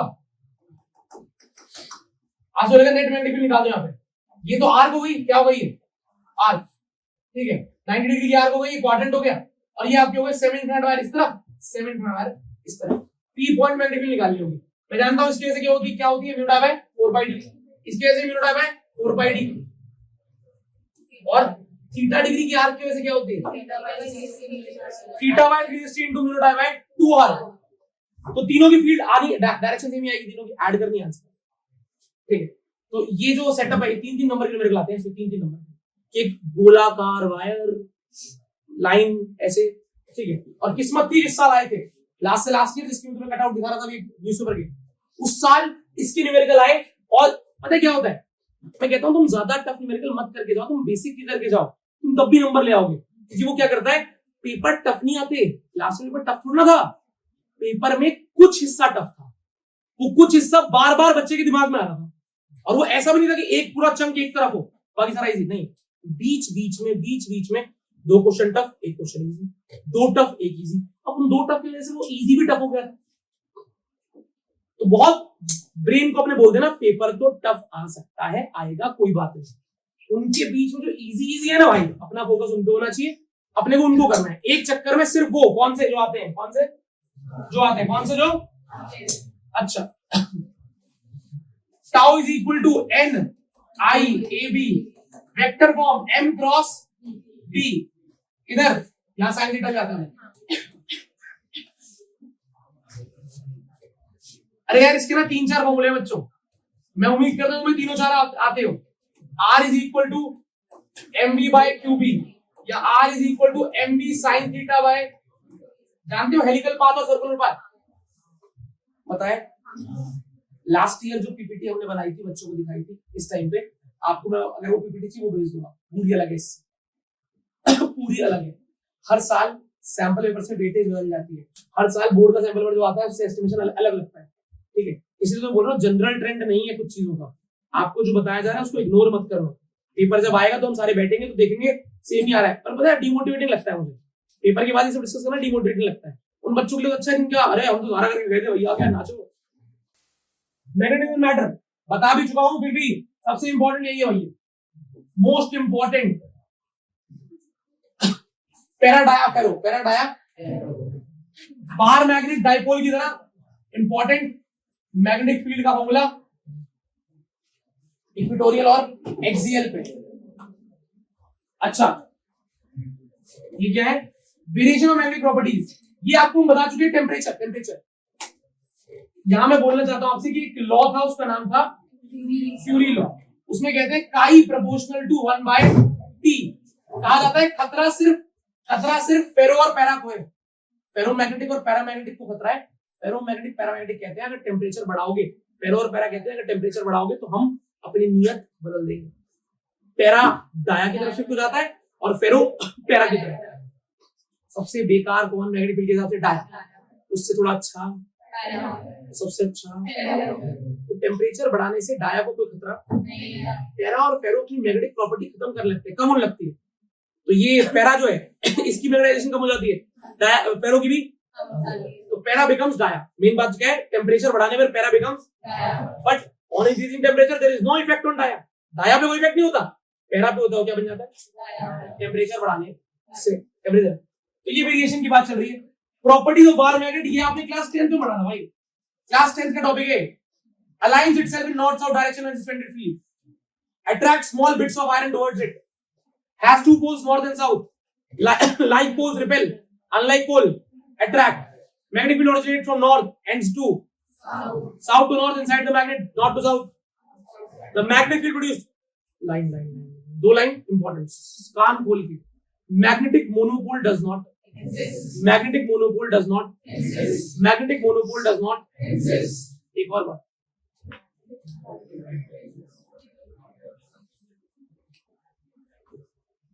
the magnetic field of a bar magnet is not uniform. The magnetic field of a bar magnet is एक बार मैग्नेट की मैग्नेटिक फील्ड उसके अंदर यूनिफॉर्म होती है लेकिन बाहर यूनिफॉर्म। ये गलत फहमी कि मैग्नेटिक फील्ड यूनिफॉर्म होती है, नहीं होती। बाहर मैग्नेटिक मैग्नेटिक फील्ड यूनिफॉर्म अंदर होती है, बाहर। सेम सोलोनॉइड का केस है, सोलोनॉइड की मैग्नेटिक फील्ड उसके अंदर यूनिफॉर्म होती है, बाहर यूनिफॉर्म। तो याद रखना भैया, सही है, सोलोनॉइड की उसके बाद यूनिफॉर्म। एक क्वेश्चन आता है, एक सिंगल चार्ज पढ़ा है चुपचाप यहाँ पे, सिंगल चार्ज, दो नहीं है, दो होंगे तो कहानी हो जाए। सिंगल चार्ज पढ़ा है, सिंगल चार्ज है वो बना रहा है इलेक्ट्रिक फील्ड, पड़ा इलेक्ट्रिक फील्ड बना रहा है, तो वो तो यूनिफॉर्म होगी नहीं होगी, होगी नहीं होगी। सिंगल चार्ज है तो क्या होगी, और अगर दो आ गए तो तब यूनिफॉर्म होगी। डिपेंड करता है, धृति ने बोला डिपेंड करता है, चेली ने बोला डिपेंड करता है, ठीक है, डिपेंड करता है बोला दोनों। सुनो सांस लंबी, सांस छोड़ दो बस, अब रखनी छोड़ना है। अब बात सुनो ध्यान से, बात सुनो। यूनिफॉर्म इलेक्ट्रिक और मैग्नेटिक फील्ड क्या होती है, जिनमें ऐसे क्या बनती है, पैरेलल लाइंस, जानते हो तुम, ये पैरेलल लाइंस, इसे क्या बोलते हैं, यूनिफॉर्म इलेक्ट्रिक फील्ड। पता है तुम्हें, gap same, equidistant, equal gapping, पता है। अरे सिंगल चार्ज की यूनिफॉर्म नहीं होती, डबल की भी नहीं होती, ट्रिपल की भी नहीं होती नहीं यूनिफॉर्म। सिंगल यूनिफॉर्म बना दिया तुमने। मन को शांत रख के, अगर यूनिफॉर्म इलेक्ट्रिक फील्ड के बारे में पता है मुझे, मैं सिंगल चार्ज की बनाऊंगा, ये यूनिफॉर्म है क्या, ये बराबर गैपिंग है बीच में, पैरेलल है लाइंस, नहीं है क्या, ये है। किसी भी चार्ज सेटअप की यूनिफॉर्म नहीं होती, तो यूनिफॉर्म मैग्नेटिक बनती कैसे है फिर, होती भी है क्या, हाइपोथेटिकल चल रहे हैं। सिंगल चार्ज की नहीं होती, डबल की नहीं होती, तीन की नहीं होती, चार की नहीं होती, कैपेसिटर के प्लेट के बीच में होती है। कहां पे होती है, कैपेसिटर के प्लेट के बीच में मैग्नेटिक फील्ड, इलेक्ट्रिक फील्ड कैसी होती है, यूनिफॉर्म। समझ रहे हो क्या। अब ये जो बातें मैं तुम्हें बोल रहा हूं, ये बातें ऐसा है नहीं कि तुम्हें पता नहीं है, तुम अगर शांत दिमाग सोचो, यूनिफॉर्म मैग्नेटिक फील्ड क्या होती है, ये होती है। सिंगल चार्ज यूनिफॉर्म बनाता है, अरे खुद से क्यों पूछ लो, बना के देख लो यार, नहीं बनाता यूनिफॉर्म, ठीक है भैया। अच्छा वो तो अच्छा, मैग्नेटिक की बात करते करते इलेक्ट्रिक याद आ गई, बढ़े आगे, ठीक है। आप मैग्नेटिक तक पहुंच चुके हो, आगे आएगा एक चैप्टर, इसका नाम है ईएमआई। क्या नाम है? एमसीक्यू, एमसीक्यू पक्का एमसीक्यू, लिख ही दिया एमसीक्यू, फॉर श्योर एमसीक्यू। अभी बताया भी था, is equal to minus zeta by d और phi is equal to L d by d, sorry E is equal to L d by d और flux is equal to L I, flux equal to तीन फॉर्मूले, तीन फॉर्मूले Faraday law और Faraday law के ये कह रखती है सेल्फ इंडक्टेंस, म्यूचुअल इंडक्टेंस, ठीक है। सेल्फ और म्यूचुअल के फॉर्मूले तो भैया आपने वहां बता दिए, ये क्या लिखा है आपने यहाँ पे, रीजनिंग कैसे लिख दिया आपने? अरे भाई एक फॉर्मूला है एल का, एक है एम का, पता है N square mu naught A, याद है? और ऐसे इसका भी है mu naught N one N two A by L. इन पर रीजनिंग आती है, लेंथ डबल कर दी, नंबर ऑफ टर्न्स बढ़ा दी, ये कर दिया वो कर दिया, बताओ क्या असर पड़ेगा सेल्फ इंडक्टेंस पे, एल पे, ठीक है। चलो एक बात करते हैं 2 मिनट ना, एक न्यूमेरिकल सा आया दिमाग के अंदर, मेरा मैंने बता देता हूँ। एक कॉइल है, एसी का क्वेश्चन है, अल्टरनेटिंग करंट, एक कॉइल है, बल्ब लगे हैं, रेजिस्टेंस लगाए, कैपेसिटेंस लगाए, सीरीज में, वो आपसे बोलेगा वो ना कॉइल में छेड़खानी करेगा, क्या करेगा? एक इंडक्टर में, एल में, इंडक्टर में छेड़खानी करेगा, इंडक्टर में छेड़खानी करेगा और बोलेगा इंडक्टर की नंबर ऑफ टर्न्स बढ़ा दी, इंडक्टर का एरिया बढ़ा दिया, इंडक्टर की लेंथ बढ़ा दी, उसके अंदर कोई वो डाल दिया सॉफ्ट आयरन, ठीक है, ये सब करा, बताओ बल्ब की ब्राइटनेस पे क्या फर्क पड़ेगा? या फिर कैपेसिटर की प्लेट के बीच में डायरेक्टली डाल दिया, प्लेट का एरिया चौड़ा कर दिया, ये कर दिया, बताओ बल्ब की ब्राइटनेस पे क्या फर्क पड़ेगा? समझ रहे? ये क्वेश्चन 2 साल पहले ट्रेंड में था, लगातार 3 साल, 2 साल से नहीं आया, बहुत हाई चांस से रिपीट हो जाए इसका कि बल्ब पे क्या फर्क पड़ेगा। 3 बल्ब लगे हैं, एमीटर रीडिंग पूछता है, मतलब ब्राइटनेस पूछ लेगा, ब्राइटनेस कब बढ़ती है? जब करंट बढ़ता है। एमीटर रीडिंग कब बढ़ती है? करंट बढ़ता है। तो करंट बढ़ता है पूछने के लिए वो ब्राइटनेस का शब्द यूज करता है, एमीटर की रीडिंग का शब्द यूज करता है, ऐसे ही बोलेगा तुमसे। क्या करना है भैया ऐसे में, सीरीज के ऐसे न्यूमेरिकल में क्या करना है? कैपेसिटेंस एसी में कुछ नहीं करना भाई, आपको सिर्फ एक बात देखनी है, एक बात, क्या? Current is proportional to 1 by impedance, और इंपीडेंस के फॉर्मूले में आता है under root XL minus XC का whole square plus R square. अब बहुत बहुत तमीज से, अगर डाइलेक्ट्रिक, अगर आपने एक कैपेसिटर की प्लेट में के बीच का डिस्टेंस बढ़ा दिया, A epsilon naught by d होता है कैपेसिटेंस, आपने डी को बढ़ा दिया तो सी कम हो जाएगा, सी कम हो गया, सोचो ना यार, सी कम हो गया तो ये चीज क्या हो जाएगी? बढ़ जाएगी, माइनस होने वाली चीज बढ़ गई, तो ये क्वांटिटी कम हो गई, ये क्वांटिटी कम हो गई, तो जेड भी, तो करंट बढ़ गया, तो एमीटर रीडिंग बढ़ गई, ब्राइटनेस बढ़ गई। आपको सिर्फ सी और एल पे असर देखना है, किस पे? अब जैसे उसने बोला कॉइल है, एक इंडक्टर कॉइल है, उसको मैंने बीच में एक रॉड डाल दी भाई, सॉफ्ट आयरन डालने पे इंडक्टेंस बढ़ जाता है, एल बढ़ जाता है, तो एल बढ़ जाएगा, तो फिर ये जो क्वांटिटी ये भी बढ़ जाएगी, डिनोमिनेटर वाली क्वांटिटी बढ़ गई तो करंट कम हो जाएगा, तो ब्राइटनेस भी कम हो जाएगी, तो एमीटर की रीडिंग भी कम हो जाएगी। तो कई बार बल्ब की ब्राइटनेस से रिलेट करके क्वेश्चन पूछता है, ठीक है, ध्यान रखना इस बात का। आपको जब वो बोलेगा ना इंडक्टर के अंदर ये डाल दिया, वो कर दिया, कोई कहना चाहता है कि उसकी सेल्फ इंडक्टेंस को बदलने का प्रयास किया, इंडक्टर के अंदर, कॉइल के अंदर कुछ भी चेंज करोगे तो एल बढ़ेगा घटेगा, एल बढ़ेगा घटेगा, तो करंट पे असर तो बढ़ेगा, बी सेट पे असर पड़ेगा, ठीक है। ये सब बातें आराम से सोचोगे ना वहां पे, तो लगेगा यार हमें बहुत ज्यादा न्यूमेरिकल फॉर्मूले तो नहीं आते, लेकिन फिर भी जो समझ से कर पा रहे हो, मैंने ये कर दिया, या तो आंसर इंक्रीज हो, या तो आंसर, बस थोड़ा सा समझ लगा लोगे तो क्या पता सही आंसर तक पहुंच जाए, ठीक है। डायरेक्शन का क्वेश्चन प्रैक्टिस करनी है, हमने ली थी एक लाइव क्लास अभी ईएमआई की, ठीक है, उसमें मैं ईएमआई की लाइव क्लास में 5 डायरेक्शन के क्वेश्चन करे थे, वही डायरेक्शन क्वेश्चन काफी है। ओनली फॉर्मूला, ठीक है, मतलब रीजनिंग नहीं आएगी इसमें, एवरेज इंसिडेंस ईएमएफ पे रीजनिंग नहीं आएगी, या तो फॉर्मूला आएगा या डेरिवेशन आएगा। डेरिवेशन पता है इसका? IRMS VRMS, इसका डेरिवेशन है V0 by √2 2 अच्छा, ट्रांसफॉर्मर की केस स्टडी आ सकती है, बट ट्रांसफॉर्मर थ्योरी टॉपिक नहीं आएगा। ट्रांसफॉर्मर पता है?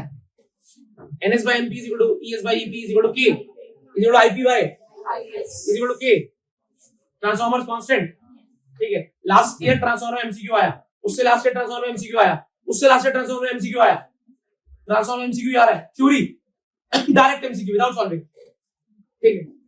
रेशो पूछता है, रेशो डायग्राम बना देगा, डायग्राम बना देगा, इधर इतने टर्न्स दिखा दी, उधर दिखा दी, गिनने पड़ते हैं टर्न्स की स्टडी में, गिनने पड़ते हैं 4 टर्न्स 5 टर्न्स, NS/NP का रेशो आ गया 5/4, तो VS/VP का भी क्या होगा 5/4, और बोलेगा प्राइमरी में हमने 5 वोल्ट दी, बताओ सेकेंडरी में कितनी मिलेगी, समझ रहे हो। NS/NP दिया नहीं है, डायग्राम देखना पड़ रहा है तो बहुत डायरेक्ट क्वेश्चन आता है इसमें, ठीक है।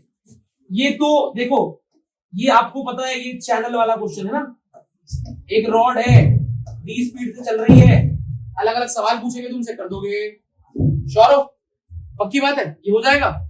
इसका ग्राफ है, ग्राफ लाइव क्लास ग्राफ याद है, ऐसे नीचे से EMF इंड्यूस्ड याद है,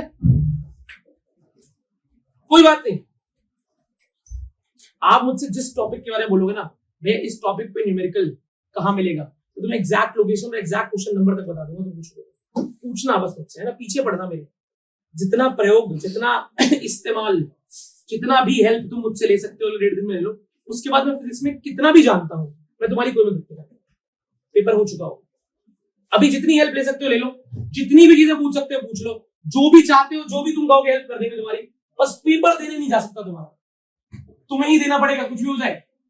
इधर LC, LR और LCR सीरीज सर्किट, इसमें एवरेज पावर है, average power E0 EV/IV cos phi, power is equal to EV/IV, pure inductor में 0, प्योर कैपेसिटर में 0, प्योर रेजिस्टर में EV/IV, लेकिन टोटल पावर सीरीज में EV/IV, where cos phi is the power factor, पता है ना। Resonance circuit VVI, very very important, very very very very important, 4-5 व्यू आना चाहिए इसमें। रेजोनेंस सर्किट पता है, XL इक्वल टू XC होता है उसमें, resonant frequency nu is equal to 1/2 pi root LC, अच्छी बात है। क्वालिटी फैक्टर का फॉर्मूला पता है, quality factor, quality factor direct question आएगा, डायरेक्ट क्वेश्चन, इसलिए मैं हर बार बोलता हूं बच्चों से, बच्चों ये क्वालिटी फैक्टर ना बहुत अंडररेटेड टॉपिक, बहुत स्कूल से बहुत बातचीत, अरे ग्राफ आता है पता है किसका, पतली चोंच वाला, अरे वाह, जिसकी चोंच जितनी पतली उतना ज्यादा क्वालिटी, उतनी शार्पनेस, जैसे चोंच वाला ग्राफ आता है, यहां तक होती है, ऊपर तक जारी होती है, जितनी थिन चोंच होगी उतना ज्यादा शार्पनेस, उतनी अच्छी क्वालिटी, MCQ में आता है, ठीक है। फिर भी बोलूंगा मैं तो आज जाते ही सबसे पहले भाई ये टॉपिक लिस्ट की PDF खोलना है इसको, और इसमें से जिन जिन के फॉर्मूले होते हैं ना सब लिखना, इसके 3 फॉर्मूले होते हैं, 3 फॉर्मूले कितने होते हैं पता है किसी को, इसके 3 फॉर्मूले होते हैं क्वालिटी फैक्टर के, 3 फॉर्मूले होते हैं। मैंने क्या बोलेगा, अगर मैंने इसको बदल दिया तो भी क्या असर पड़ेगा, सिर्फ ये पूछता है डायरेक्ट, बिना बिना किसी चीज का न्यूमेरिकल, ठीक है भाई। तो भाई क्वालिटी फैक्टर सुन रहे हो क्या बोला मैंने, इग्नोर मत करना, पूरी दुनिया इग्नोर करती है इस टॉपिक को, स्कूल वाले बहुत ज्यादा पेपर में डालते भी नहीं है इसे, और पता नहीं क्यों बोर्ड वाले को बहुत पसंद है बोर्ड। क्वालिटी फैक्टर डेरिवेशन याद है, 2 केस बनते हैं, ऐड करते हैं, energy stored in a capacitor, half capacitor, energy stored in inductor, half LI, 1 marker MCQ, find the unknown device XYZ। आपकी किताब के अंदर एक क्वेश्चन है, 2 डिवाइस लगे होते हैं, आपको 5 गिवन होता है, π/4 करंट लीड कर रहा है, लैग कर रहा है, बताओ इन दोनों में से एक कौन है, एक कौन है, ऐसे पूछता है। हम जानते हैं C for capacitor, C for current, C for capacitor, तो कैपेसिटर में कौन जीतता है, कैपेसिटर में कौन लीड करता है, तो कैपेसिटर में करंट लीड कर रहा है, तो इंडक्टर में कौन लीड करेगा, याद रखना, कैपेसिटर में करंट, इंडक्टर में, अच्छा maximum EMF and current induced, बालक इसका ना फॉर्मूला होता है, E0 is equal to NBA omega और I0 is equal to NBA omega by R। ये AC जनरेटर से निकल के आए हैं दो चीजें, E0 और I0, मैक्सिमम करंट कितना इंड्यूस होगा और मैक्सिमम वो कितना इंड्यूस होगा EMF, ठीक है, मैक्सिमम E0, ठीक है भैया, ठीक है। अच्छा चैप्टर का नाम EM वेव्स, इन सबको हटा के, ये तो हटाओ यार, इन सबको हटा के सिर्फ ये, भाई मैं तो इसको इंपॉर्टेंस दूंगा सर, कुछ भी हो जाए मेरे लिए तो इंपॉर्टेंट यही है EM वेव में, तुम कितना ही बोल लो EM वेव में इंपॉर्टेंट, कुछ भी कर लो EM वेव में इंपॉर्टेंट है। जिसको चार्ट याद नहीं है, एक टिप देता हूं, आज जाते ही 2 याद करना और उसके बाद कोई चैप्टर पढ़ने लग जाना, एक चैप्टर जैसे पहले खत्म होता है ना, खुद से उन 2 के सारे यूजेस बोलना, बोल पा रहे हो नहीं बोल पा रहे, दोबारा से उन 2 को याद करो, 3 बार लिख देना, फिर अगले चैप्टर रिवाइज करना, फिर उन दो को बोलना बोल पा रहे हो, हाँ बोल पा रहे हैं, अब अगले दो याद कर लो। तोड़ के याद करोगे जल्दी हो जाएंगे, एक साथ लेके बैठोगे। अब मैं ईएमएफ का चार्ट याद करूंगा 1 घंटा, कुछ याद नहीं, याद होगा तो भूल जाओगे। टुकड़ों में तोड़ दो, जो भी याद करने वाली घटने वाली चीज टुकड़ों में तोड़ दो उसे, समझ रहे हो? टुकड़ों में तोड़ के मतलब 2 अभी कर लूंगा, फिर एक चैप्टर खत्म करके फिर 2 कर लूंगा, फिर 2 कर लूंगा, ऐसे करके करो, लंबे समय तक याद रहेगा, परसों तक याद रहेगा, पक्की बात है। तोड़ के करोगे तो, समझ रहे हो क्या? ईएमएफ का चार्ट बहुत जरूरी है, बहुत जरूरी है, बहुत जरूरी है। मैंने आपको फ्रीक्वेंसी का ऑर्डर याद करवाया था, radio, micro, infra, visible, UV, x, gamma याद करवाया था, लेकिन जो डर इस बात का है कि फ्रीक्वेंसी की वैल्यू याद करनी है, ठीक है? फ्रीक्वेंसी वैल्यू में से किसी एक की वैल्यू याद करनी है, कर लेना भाई, वैल्यू याद करनी है, यूजेस याद करने हैं, ठीक है? सबसे ज्यादा यूज किसके होते हैं पता है? सबसे ज्यादा यूज किसके होते हैं? इंफ्रारेड, बहुत बढ़िया। अच्छा, burglar alarm, UV rays, burglar alarm कौन सी rays? Space space space study में कौन सी? स्पेस की स्टडी में कौन सी यूज होती है? Gamma, micro,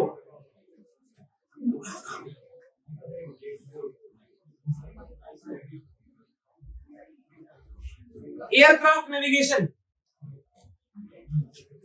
aircraft navigation, radar, radar, radar कौन सी? पता है रडार माइक्रो यूज होती है। अच्छा अच्छा अच्छा अच्छा, ये एक और चीज, डिसइंफेक्ट करने में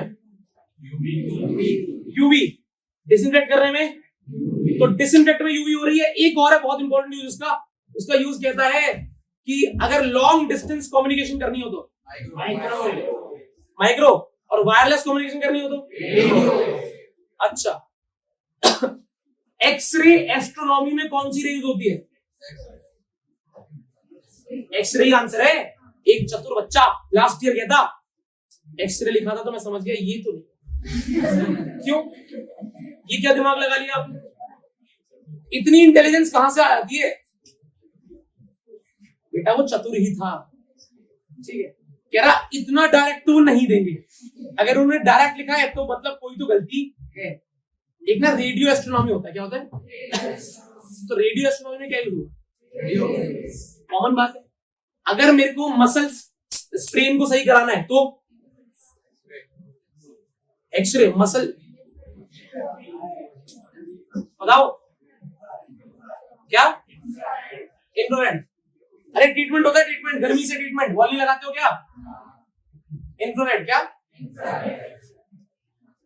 ये डेरिवेशन है, बताया आपको? बात, average energy density of electric field is equal to average energy density of, ये एक डेरिवेशन ही है, छोटा 2-3 लाइन हो गया बुक के अंदर, इसकी इतनी इंपॉर्टेंस नहीं है।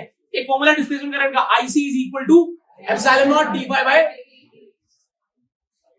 ID is equal to epsilon naught d phi by, तो आईसी और आईडी इक्वल होते हैं, तो आईसी भी तो वही है। अरे दीदी, ठीक है। एक कैपेसिटर को चार्ज किया जा रहा है और चार्जिंग के दौरान देखा गया कि जो करंट है वायर के अंदर, जो करंट है वो 0.5 एम्पीयर था। तो ये बताओ कैपेसिटर की प्लेट के बीच में डिस्प्लेसमेंट करंट कितना होगा? 0.5 ही होगा, क्योंकि आईसी और आईडी क्या होते हैं पता है? आईसी आईडी बराबर होते हैं। और इसका एक छोटा सा डेरिवेशन भी था, show that IC is equal to, नहीं पता? Dual nature, minimum topics, dual nature. इसके ग्राफ है, इसके 3 कैटेगरी के ग्राफ है, 3। एक तो ऐसे कर्व वाली, ठीक है, कैटेगरी बता रहा हूं। एक कैटेगरी तो कर्व वाली, नहीं याद आ रहा, नहीं यार, मना कर देते हैं, साफ से मना कर देते हैं यार, बदतमीज बच्चे।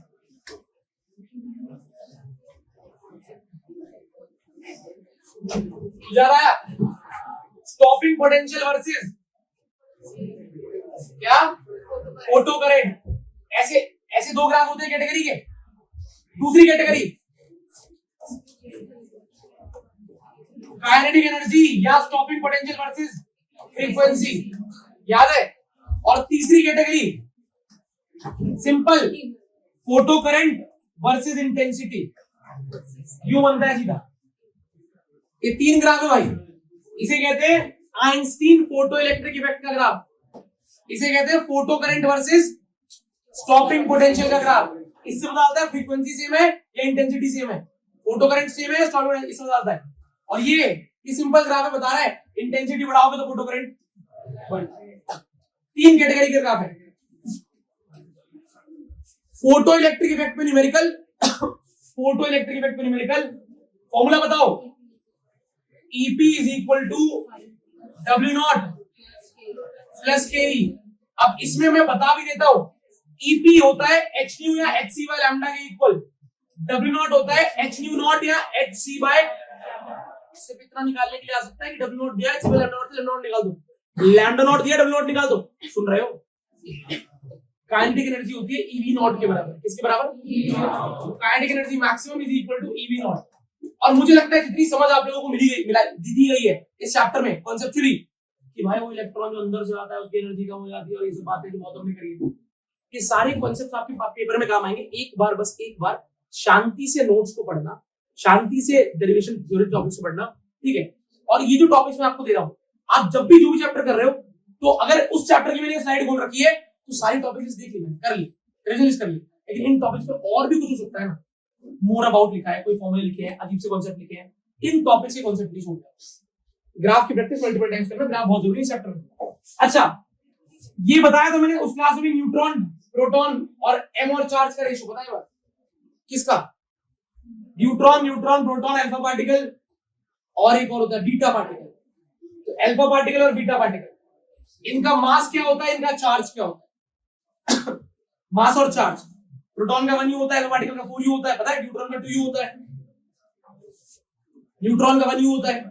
बीटा पार्टिकल का मास 0 मानते हैं, क्या मानते हैं? 0, चार्ज -1, चार्ज -1। बीटा पार्टिकल का मास 0, चार्ज -1। अल्फा पार्टिकल का मास 4, चार्ज 2 +2। अच्छा, इसको हटा देते हैं। Lambda is equal to h/m, lambda equal to, ये 5 फॉर्मूले, कितने? एक फॉर्मूला है मोनो एटॉमिक गैस वाला, टेम्परेचर, T टेम्परेचर में गैस है, तो वो जो फॉर्मूला लिखा है किताब के अंदर √3/2 kT, उसका यूज जरूर कर लेना। यहां पे लिख भी रहा हूं, डी ब्रॉगली वेवलेंथ, क्या नाम बोला? Lambda h/mv, de Broglie wavelength lambda h/, आपको पता है इलेक्ट्रॉन के लिए अलग से फॉर्मूला है 12.27/√v। √v क्या होता है? वोल्टेज क्या होता है? मैं बोल रहा हूं, मैं नहीं थक रहा। तो 2n लैम्डा, n ऑर्बिट का नंबर है, इलेक्ट्रॉन घूम रहा है nth ऑर्बिट में, कितनी वेवलेंथ होगी उसकी? लैम्डा वेवलेंथ होगी। तो रेडियस ऑफ ऑर्बिट का नंबर और वेवलेंथ निकल जाती है इलेक्ट्रॉन की। ये बात तो पता नहीं, बताई तो है, पता नहीं तुम्हें याद भी है कि नहीं है। इम्पैक्ट पैरामीटर, और सुनो, अगर ये बताया हुआ आए ना तो गली के कोने से चिल्लाते हुआ ना, यही आया था क्या? और ना आए तो भी चिल्लाते हुआ ना,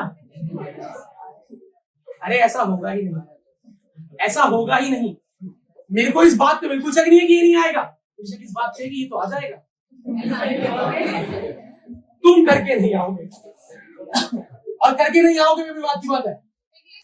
रेडबर्ग फॉर्मूला कहते हैं 1/λ, इसे कहते हैं स्पेक्ट्रम, हाइड्रोजन स्पेक्ट्रम। अब तुम्हें पता है इसमें n1 n2 वाले क्वेश्चन आते हैं, shortest wavelength, longest wavelength, h alpha, h beta. तो न्यूमेरिकल तो मान लो इस पे आ गया, न्यूमेरिकल इस पे आ गया, रीजनिंग या एक छोटा न्यूमेरिकल इस पे आ गया, ठीक है। ये आ गया डेरिवेशन में या न्यूमेरिकल में। ये है पूरा चैप्टर एटम 7 नंबर का एस्टिमेटेड है इस बार, एटम 7 नंबर में एटम आता है। तो 1 नंबर, 3 नंबर और कितने बच गए? 4 बच गए। अच्छा, मैथ करनी है पेपर। अच्छा, न्यूक्लियर में सब कुछ छोड़ के बुक का आखिरी पन्ना खोलना और इंपॉर्टेंस ऑफ बाइंडिंग एनर्जी कब याद करना, बाइंडिंग एनर्जी कब याद करना। उससे पहले बाइंडिंग एनर्जी का फॉर्मूला है, एक ग्राफ है, पोटेंशियल एनर्जी, याद आ रहा है क्या?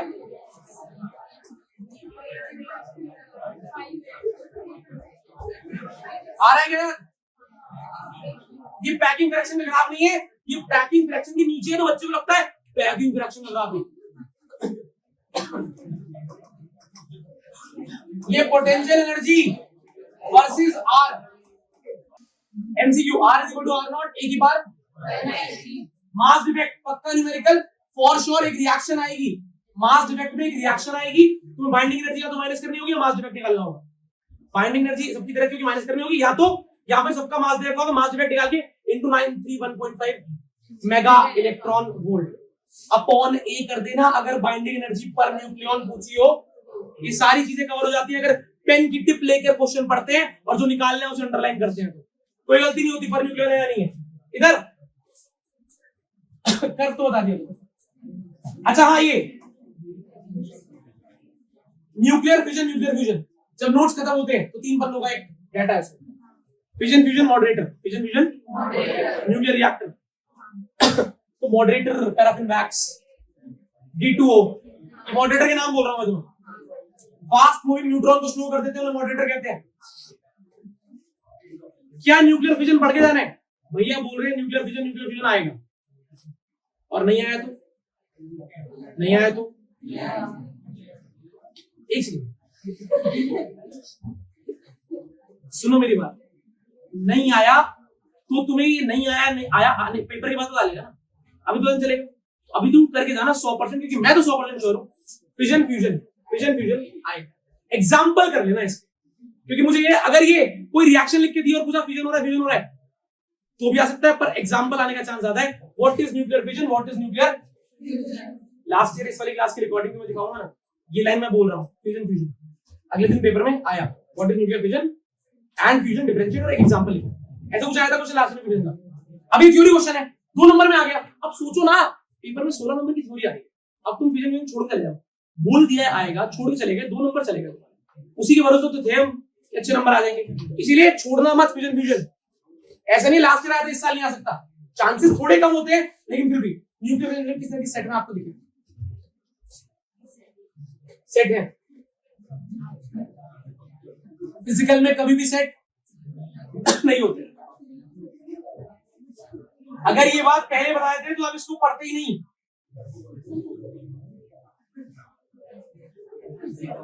अच्छा ये पता है तुम्हें सारा, रे में सारा पता होगा तुम्हें, पक्का पता है। न्यूमेरिकल किससे आएगा?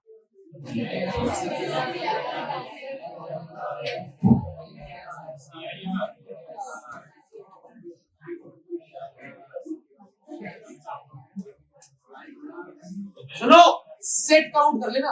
अरे भाई बहुत महंगा चैप्टर है, 11 नंबर का आया था, 11 नंबर लास्ट ईयर। सुन लो, 3 मार्कर का एक सेट में ये क्वेश्चन, 3 मार्कर का एक सेट में ये क्वेश्चन, एक में TIR और ये सब वाला क्वेश्चन, एक में लेंस फॉर्मूला, 2 मार्क्स का लेंस मेकर फॉर्मूला क्वेश्चन, या तो 2 मार्क या फिर MCQ। बता दे रहा हूं इतनी श्योरिटी से कि तुम करके जाओ, ठीक है भैया। इधर माइक्रोस्कोप टेलीस्कोप में 2 चीजें आराम से 15 मिनट देके पढ़ के जाना। क्या? लेंसेज की कंडीशन, कौन सा छोटा कौन सा बड़ा, किसका अपर्चर छोटा किसका फोकल लेंथ छोटी, पता है। आईपीस ऑब्जेक्टिव का अलग अलग होता है, माइक्रोस्कोप में अलग, टेलीस्कोप में। तो टेलीस्कोप माइक्रोस्कोप के फॉर्मूले एक टेबल है बुक के अंदर, है क्या टेबल? वो टेबल और कंडीशन ध्यान से इधर ये मैंने किसी बैच में तो बताया था तुम्हें, आई डोंट नो कब बताया था, प्रूफ भी बताया कि रिफ्लेक्टिंग और रिफ्रैक्टिंग टाइप का डिफरेंस 2 तरह के होते हैं, रिफ्लेक्टिंग और रिफ्रैक्टिंग। उनका डिफरेंस कि रिफ्लेक्टिंग अच्छे क्यों होते हैं। रिफ्लेक्टिंग टेलीस्कोप अच्छे कांच वाले, मतलब लेंस वाले अच्छे नहीं होते, मिरर वाले अच्छे होते हैं। लेंस वालों में क्या दिक्कत होती है, नीचे लिखी है दोनों दिक्कत। लेंस वालों में टेलीस्कोप में दिक्कत है, रिफ्रैक्टिंग में दिक्कत है। क्या दिक्कत है? दोनों दिक्कत है। स्फेरिकल एब्रेशन ये रिफ्रैक्टिंग की दिक्कत है और रिफ्लेक्टिंग में नहीं होता। अच्छी बात, समझ रहे हो क्या? तो बोलो। अच्छा last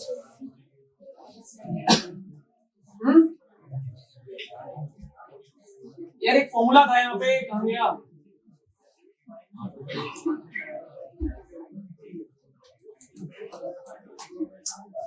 position of nth maxima and nth minima. 2 फॉर्मूले होते हैं, 2n + 1 λ/2, पता है? 2n + 1 λ/d/2d मिनिमा का, और मैक्सिमा का n λ/d/2d। सेंटर से कितना दूर होगा कौन सा मैक्सिमा? अगर किसी को वेव ऑप्टिक्स की बेसिक न्यूमेरिकल करना है और लगता है कि आ सकते हैं, तो मैं तो बताया था आएगा, लेकिन और पार्ट में आता है ऑप्टिक्स में। ये पार्ट डिफरेंस, ये डिफरेंस फॉर्मूला लिख भी देता हूं, phi is equal to 2 pi by lambda into del x। सारा इसमें एक ही छोटा सा फॉर्मूला है बच्चों, बीटा इज इक्वल टू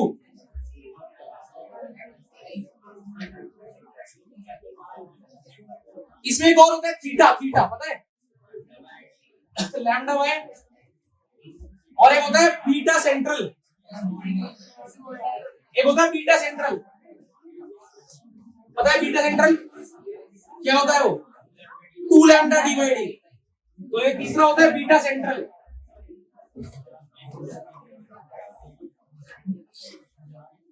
एक बार सारे विद्वानों को और जो पास होने के लिए कह रहे हैं भैया अच्छे नंबर से पास होना है, इसका ना डेरिवेशन स्टार लगा के बोल रहा हूं, इसका ना डेरिवेशन, इसका डेरिवेशन करना,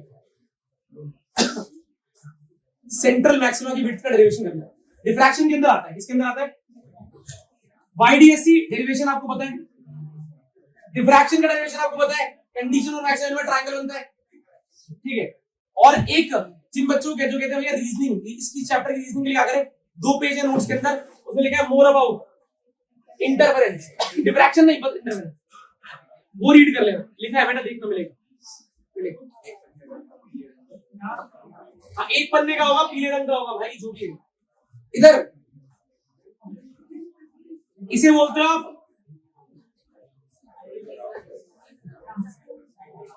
characteristics of PN junction diode के नाम से आता है, characteristics of forward and reverse biasing, characteristics graph बनता है, सर्किट बनता है, सर्किट बनता है, ग्राफ बनता है, ग्राफ बनता है, तो सर्किट प्लस ग्राफ, फॉर्मूला है डायरेक्ट, फॉर्मूला है डायरेक्ट। जिसने लाइव क्लास ली है इसकी, उन्होंने क्लास ली है, उसको पता है हमने ये फॉर्मूला किया था, ये सर्किट वाले क्वेश्चन, फॉरवर्ड बायसिंग करंट जाएगा, रिवर्स में करंट, वो तार हटा देनी होती है, और एक डायोड, डायोड फॉर्मेशन की 2 स्टेप है थ्योरी में, वो जरूर करना। मेरे यहाँ सेमी के थ्योरेटिक सबने करे हुए हैं,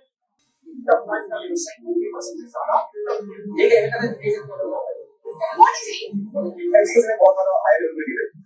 पेपर इजी था तो 90 प्लस आता, ओवरऑल मेरे हिसाब से इजी था, मैथ्स कैसे था इजी, टू इजी, हां साइड तो इतना टाइम था, आधा घंटा उसके लिए, बस क्या न्यूमेरिकल जो आपने लगाना था वही आया था, पर पेपर छूटने का कोई चांस आपको मुझे जब यकीन नहीं था कि इतना आसान पेपर आ सकता है। मुश्किल तो कुछ नहीं था, सब बेस क्या पढ़ा है तो सब आता ही था।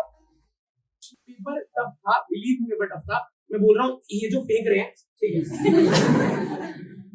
वो रिलेटिव फेंक हुए, रिलेटिव समझते हो आप, पेपर देके आते हो तो औरों के चेहरे वर्सेस अपने चेहरे का खुशी होती है ना, कि वो खुशी उनके चेहरे पे, ऐसा नहीं है कि सब 99 लेके आए थे, जो 90 बोल रहे थे वो 95 लाए, जो 98 बोल रहे थे वो 95 लाए, 95 वाले 5-7 बच्चे थे इनमें से जो लास्ट ईयर के टफ पेपर में 95 लेके आए, ठीक है। जिसने 85 बोला था उसके 2-4 नंबर ऊपर 2-4 नंबर नीचे, ऐसा नहीं कि जितने क्लेम करे उतने ही आ गए, 4-5 ज्यादा 4-5 कम, ऐसे आए नंबर, लेकिन 70 नहीं आए किसी के, जो बोल रहे हैं 70 नहीं आए किसी के, 50 नहीं आए किसी के, सबने 100 में से बिल्कुल 80 प्लस आराम से स्कोर कर लिया।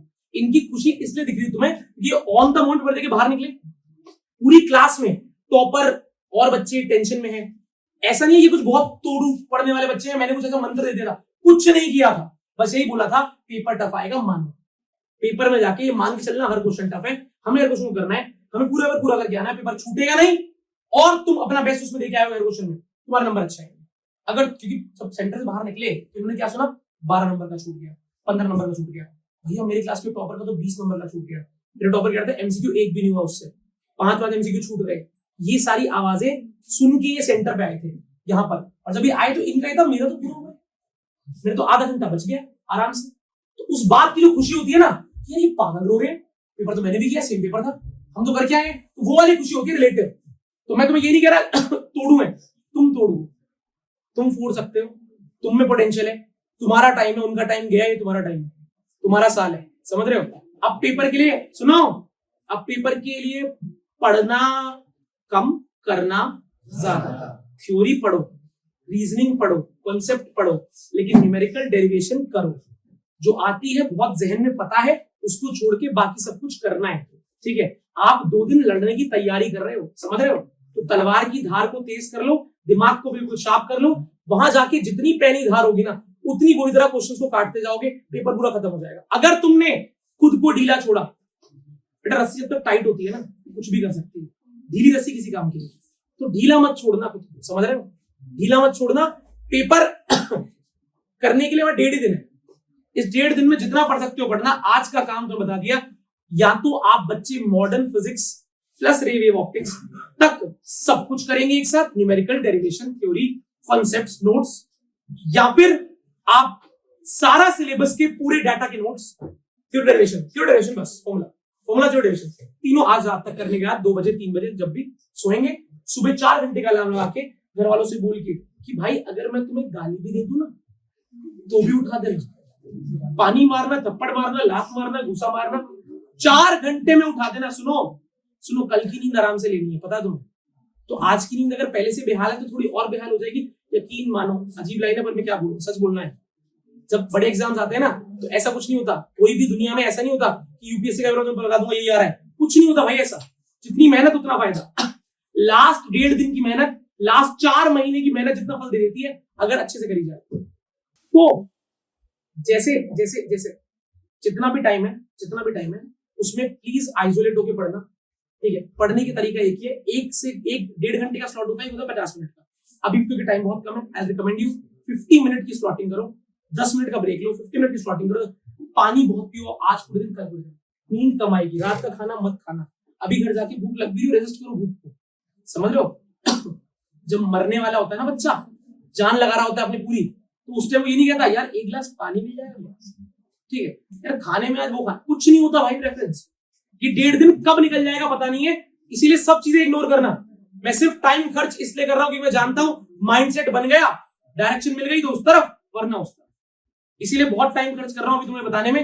गलती से भी अपने आप को ओवर या अंडर एस्टिमेट मत करना। मेरे को डेरिवेशन तो आती है, नहीं फर्क पड़ता, सारी थ्योरी को रिवाइज करनी, concept, theory, notes, formula, SI unit, graph, सब। कल सुबह क्या होगा, एमसीक्यू के पन्ने बांटूंगा, 10 बजे बुलाऊंगा तुम्हें, एमसीक्यू के पन्ने बांटूंगा तुम लोगों को, कर लेना एमसीक्यू। क्या कर लेना? एमसीक्यू के पन्ने बांटूंगा, एमसीक्यू कर लेना। उसमें एमसीक्यू लिखे होंगे, आंसर की भी होगी। लेके चले जाना, या तो यहाँ बैठ के कर लेना, मुझसे डाउट पूछ लेना। बोलोगे सारे कि भैया आप करा दो ऐसे स्क्रीन पे, मैं करा दूंगा, टाइम कंज्यूमिंग होगा, आई डोंट प्रेफर इट, ठीक है?